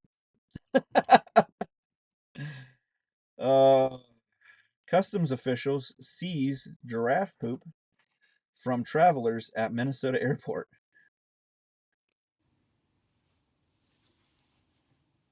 I have no idea what that is. Giraffe poop? Oh, giraffe poop. Yeah. I thought you said a giraffe boot. No. No, poop. Fecal matter. Okay. Yeah. They I guess it's border protection said an Iowa resident was selected for inspection on his trip back from Kenya, and so he said he planned to make a necklace. Oh, well then. He was gonna walk around with. This guy shouldn't own a gun. No, Did his that's the parents teach him people that? they say they should, because there's nothing mentally wrong with them. Yeah. I wonder if you can order those on Amazon. Where did he get the giraffe poop from? Necklaces? He was in Kenya. There's giraffes everywhere. They just poop willy-nilly. It's like picking up dog poop. That is so disgusting. Yeah, I don't know, actually. It does say that there is a real danger of bringing fecal matter into the U.S. Yeah. Said the CBP's director of field operations for Chicago field office. If this person had entered the U.S. and had not declared these items, there is a high possibility the person could have contracted a disease from this jewelry and developed serious health issues. Yeah. So don't do that. So was he gonna break down like the food particles in the poop too? I'm just curious. No, he's gonna turn it. Walk around with the cord around his neck. Yeah, just a cord with poop on it. I don't know. That's disgusting. I don't know if the same threats are with herbivore poop as opposed to carnivore poop. I mean, E. coli is in cows. Okay. I mean, mainly because we add it to it, but I'm just kind of interested in wearing a poop necklace. And I really want to wear a necklace now. You can get one of those poop emoji necklaces anywhere on Amazon or on those other websites. We are not sponsored by Amazon, but we would take a sponsorship. Yeah, we'll take it. So, there's a township trying to change its name, trying to change a name of the street. And it's because people keep stealing the sign. It's called Harry Dick Road. Wah, wah, wah. Yep. Yep. Why would you want a sign that says that though? That's stupid. Are you kidding? I would put it up behind Payton all day long. In the studio here. It's definitely pretty juvenile, if nothing else.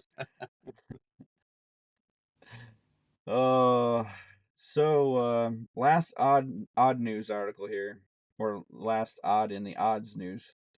Monkey on the loose in Indianapolis seen drinking a beer. I hear nothing wrong with this. I mean, basically the owner is been on Facebook saying that the monkey was loose.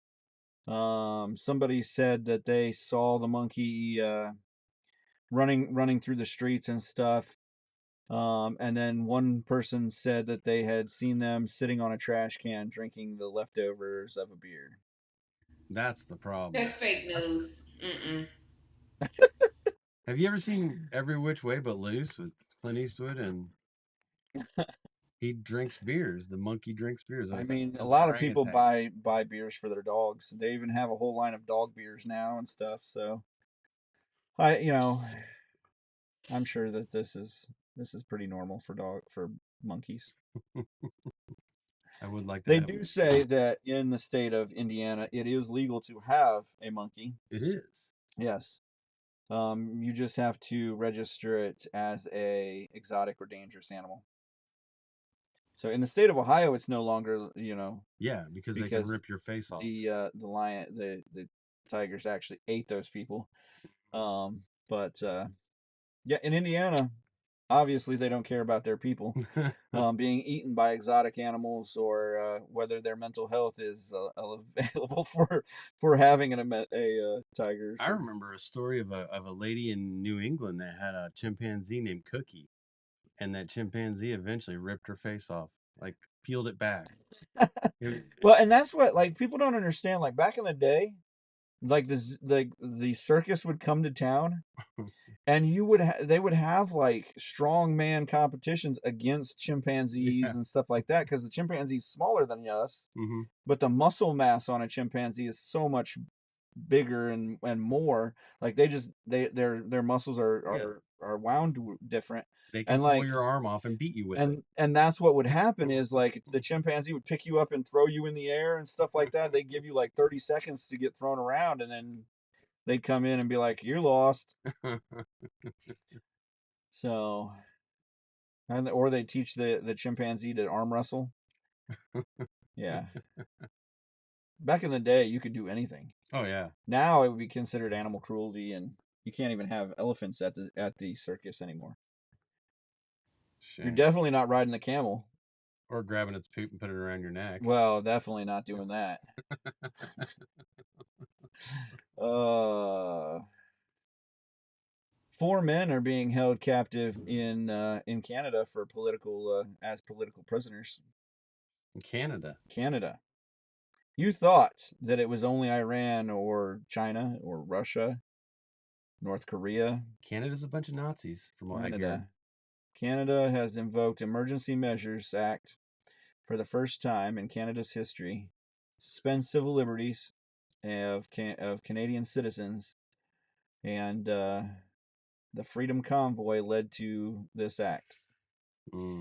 And Trudeau has labeled these 4 guys as racists and fascists, and has them in prison. I'm actually shocked they don't have them at their house chambers to do some sort of commemoration like they did last week with the Nazis. They should clap for them, and they should. Yeah. So, if you didn't think it could, if you didn't think it could come here, it's definitely on its way. So, self-driving car mows down woman, leaving her trapped underneath the vehicle. A woman was mowed down on a San Francisco roadway by 2 different cars, one in which was a self-driving car, the last vehicle that hit her. The first vehicles fled the scene, and so they have no, like, she was drugged for miles, and they have no, they have no evidence or anything of what happened. I thought they got that fixed, that feature. Well, no, they just cut the cars in half. Like, they don't have half as many self-driving cars in San Francisco. But I thought the kill people feature was taken out. Well, yeah, I mean, they hit the button, the anti-kill people button. They put a sensor. Because that was a problem in Arizona a couple, like 5 years ago. Yeah. When they were first coming out, they're not recognizing people walking across the street. Oh yeah, no, they had that guy that was hit in the demonstration that was standing in front of the hotel, and he was run over as the automatic stop feature was supposed to engage, and hit him, and he ended up in the windshield. Just a quirk. But we'll get it worked out. But yeah, San Francisco just signed law that autonomous vehicles can go pick you up, and then you can either drive, like, there's 3 different companies two companies you actually ride in autonomous vehicles. One company is they're actually remote controlled vehicles that go and drop off a rental car at your location, and then you drive off in it. And they just like pulled most of the legislation against them off. Like they just pretty much gave them free reign. So if it starts in California, it's coming here. It's coming here. So one of the during the midnight vote for to keep us running the government so we can't buy a geyser. One of the squad members of the Democratic Party who considers themselves a socialist of the Democratic Party pulled the fire alarm. Oh yeah. Well, trying to delay the vote. Yeah, what was his name? Jamal Bowman. Jamal Bowman. Yeah, he's like a drama queen. He seems like he could be. If we're just playing it off of what they look like. So that sounds like an insurrection, because that's basically what they called those people that walked into the Capitol. And like the language that they used on what he did was very insurrection-y. Oh, very. In what they were saying, like in the article I read, and I read an article off of. Because a lot of those people that are spending 20 years in prison, for January 6th, were charged with obstructing Congress. Right. And that's what he said. Like he's like, oh, it was an accidental pull of the fire alarm lever. He was trying to get out the door. I was trying to get in a fire rated door, and so I pulled the alarm thinking it would open the door. That's not how this works. So on to the next one. The United Nations authorized a multinational security force to combat gang violence and help restore order in Haiti. So this is one of those deals where I'm like, this is what I've been saying. What happens when we have 1,000 mass shootings in the U.S. and the president goes, oh, this is a pandemic. Mm-hmm. We got to get the United Nations in on this. I'm actually shocked he hasn't done it yet. Well, this is the precedent set. Gang violence is now you can allow some other country to come into your country and police that country. Well, they are the same country that assassinated their president. True. Last year, and really harmed or seriously harmed the first lady in their home. And then when it came time for them to do the funeral services for the president as well, they also shot up the funeral service as well. So we're not talking about they're coming in to bolster their military.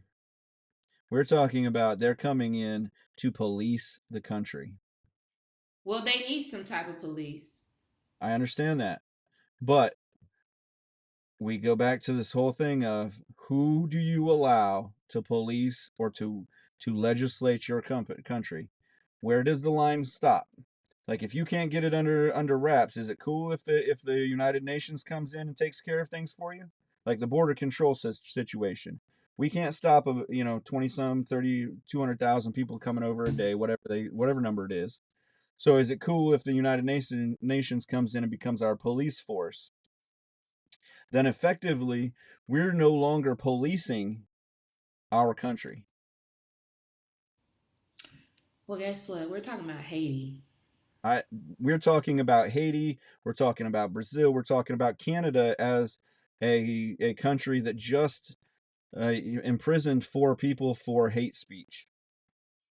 So in my mind, if somebody is allowed to just come into the house that the president lives in my country and kill and assassinate him, and then they couldn't even treat the first lady in the country, they had to fly her to Miami to get treatment, something is wrong there. So Mexico should just come in and take over for us, Well, or the it United depends on Nations if the price is take over right. for us and police it. The price is right. That's a terribly inflammatory statement right there. Well, it's not like it's never happened before. It's when we bombed Japan and it was Oh yeah, a we've been the culprit yeah. because Japan doesn't have a military. We are Japan's military. The U.S. is Japan's military. The U.S. is Germany's military. So yeah, that's the precedent that you're actually stating, but you're stating it in an even, or that you're allowing this in an even farther capacity. It's not just their military now. Well, we did country building. It's their policing. Yeah. I mean, I'm thinking. Go ahead. I'm sorry. well, I mean, they obviously can't get it together. They've been since the 1700s. That country's been pretty much. It's one of the worst countries on earth. This is one of the poorest countries. There's just it's a country run on voodoo. It's and they run based off of the voodoo principles. It's not like it's literally run off of those principles. So Something's got to happen different than's been happening. I know. I just you keep your one eye on the UN, and you keep your other eye on what's actually happening and going on. So they How many released presidents have we had assassinated this in our country? Just one, right? No. 2. Who was the second one? John F. Kennedy, Abraham Lincoln. Oh, okay. That was Garfield. Abraham. I was forgetting about. Garfield was shot, and so was Reagan. But did they go into the White House to get him? no. My point exactly. I'm just saying that maybe this is needed, but I'm saying it's needed too. I worry about, though, we allowing a precedent of another organization coming in, like we did the World Health Organization shutting us down for 2 weeks to stop the spread. Yeah, now we're allowing. I mean, it could be 100% justified, but where does it lead to?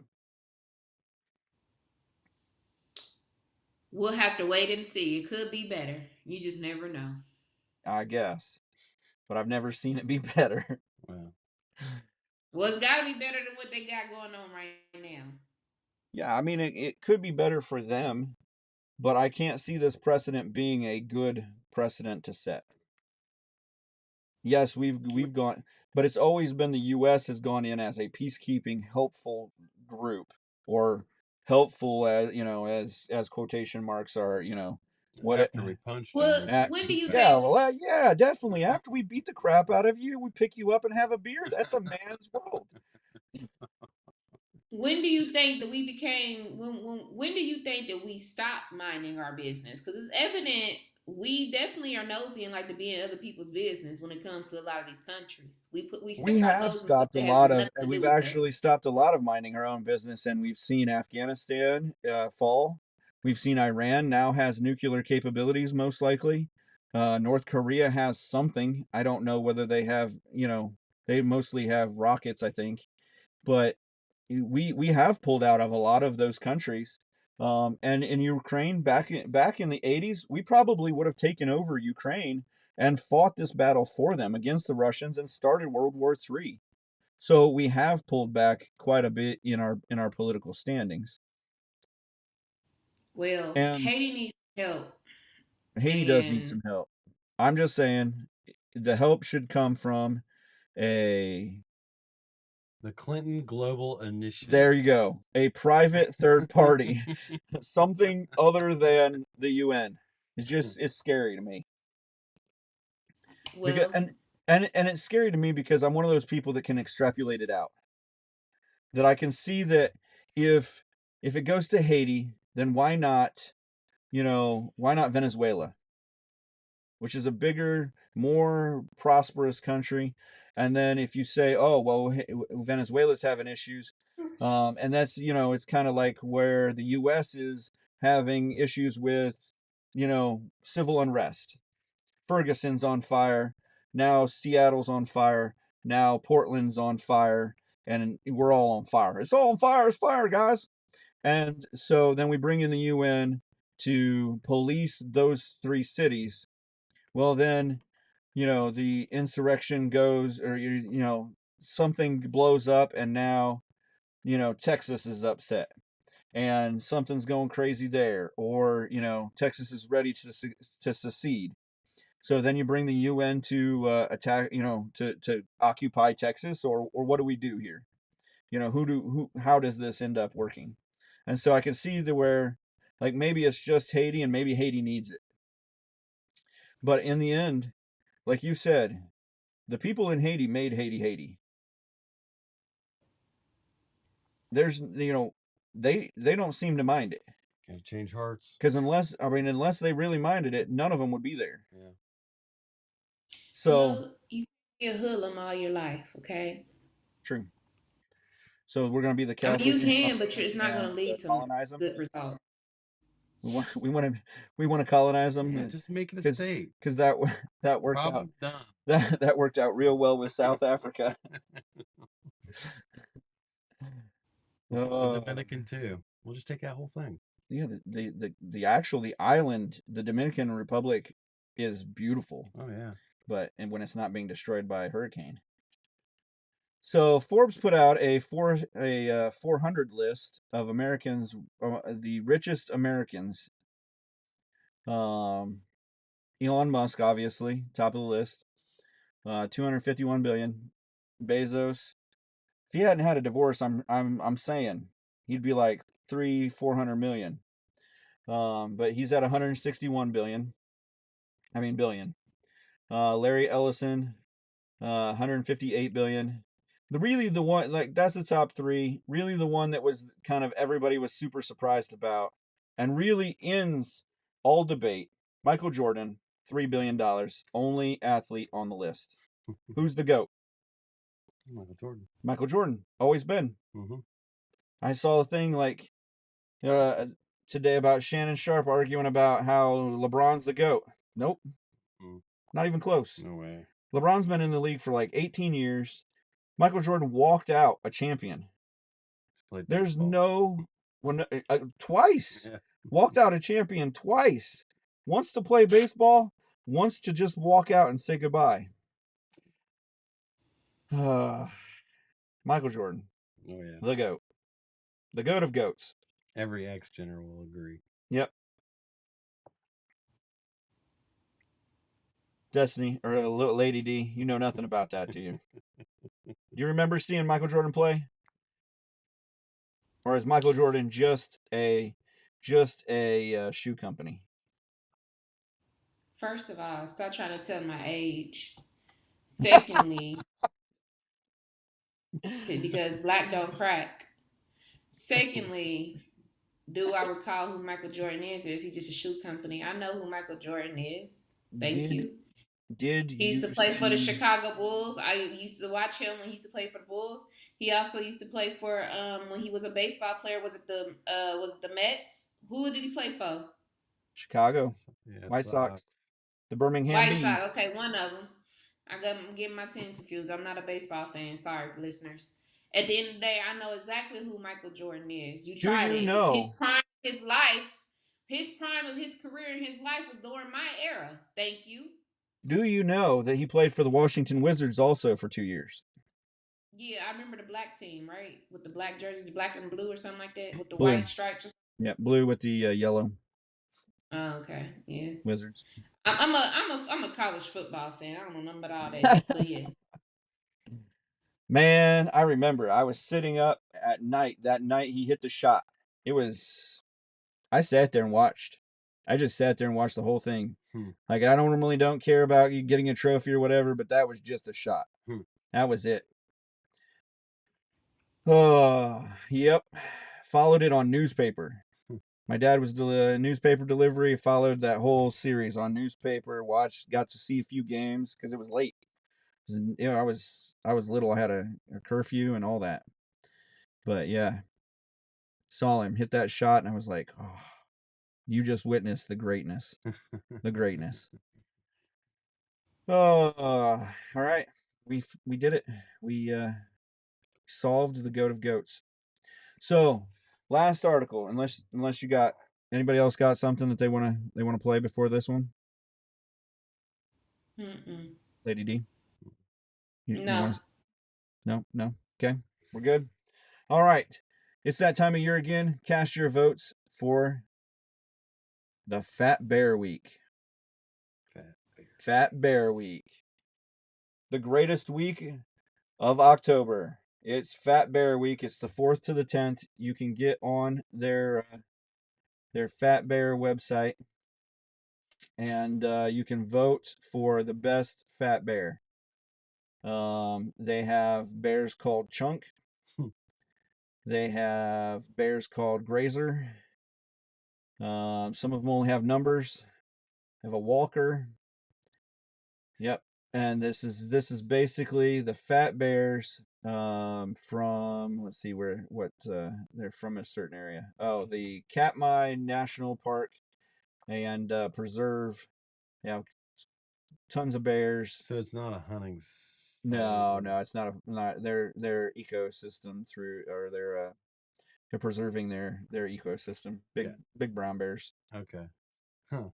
There's some big actual fat bears too. I mean, it's like so. Yep, you can go to fatbearweek.org and vote on your favorite fat bear. Yep, they've got a whole bracket. It should be March Madness, but obviously they're not trying to get fat in March. So it's kind of an Oktoberfest type thing. You know, if these bears drink beer like that monkey, they've got a whole buy system even, you know, it looks pretty good. Yeah, started Wednesday, so you're missing out a day or so here. You probably get on here in the next hour or so and get your fat bear bat. I will absolutely do that when I get home. Yeah. I'll even post it in our comments here. Fat Bear Week, Fat Bear Week. All right, Lady D, what'd you learn today? That you assume that I don't know who Michael Jordan is. I didn't assume. I asked a question. A very viable. Do you remember seeing him play? Do I remember?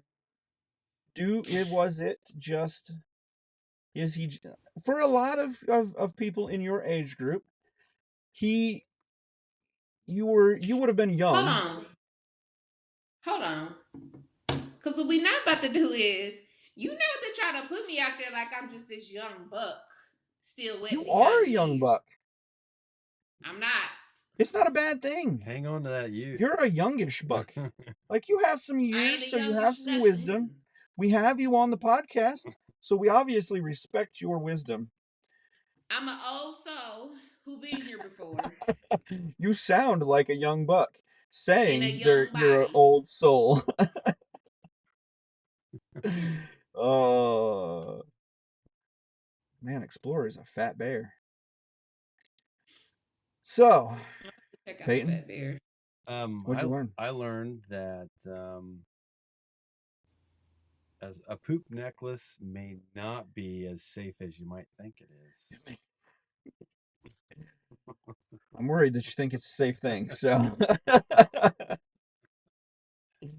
on that great note, make sure you're getting out and checking out our merch on our Why I'm Angry merch page at whyimangry.com. Make sure that you're checking us out on all of the interwebs where we post our podcast, which is pretty much everywhere that you would get a podcast. There are a couple that we're not on, and if you want to comment and get us on those, let us know.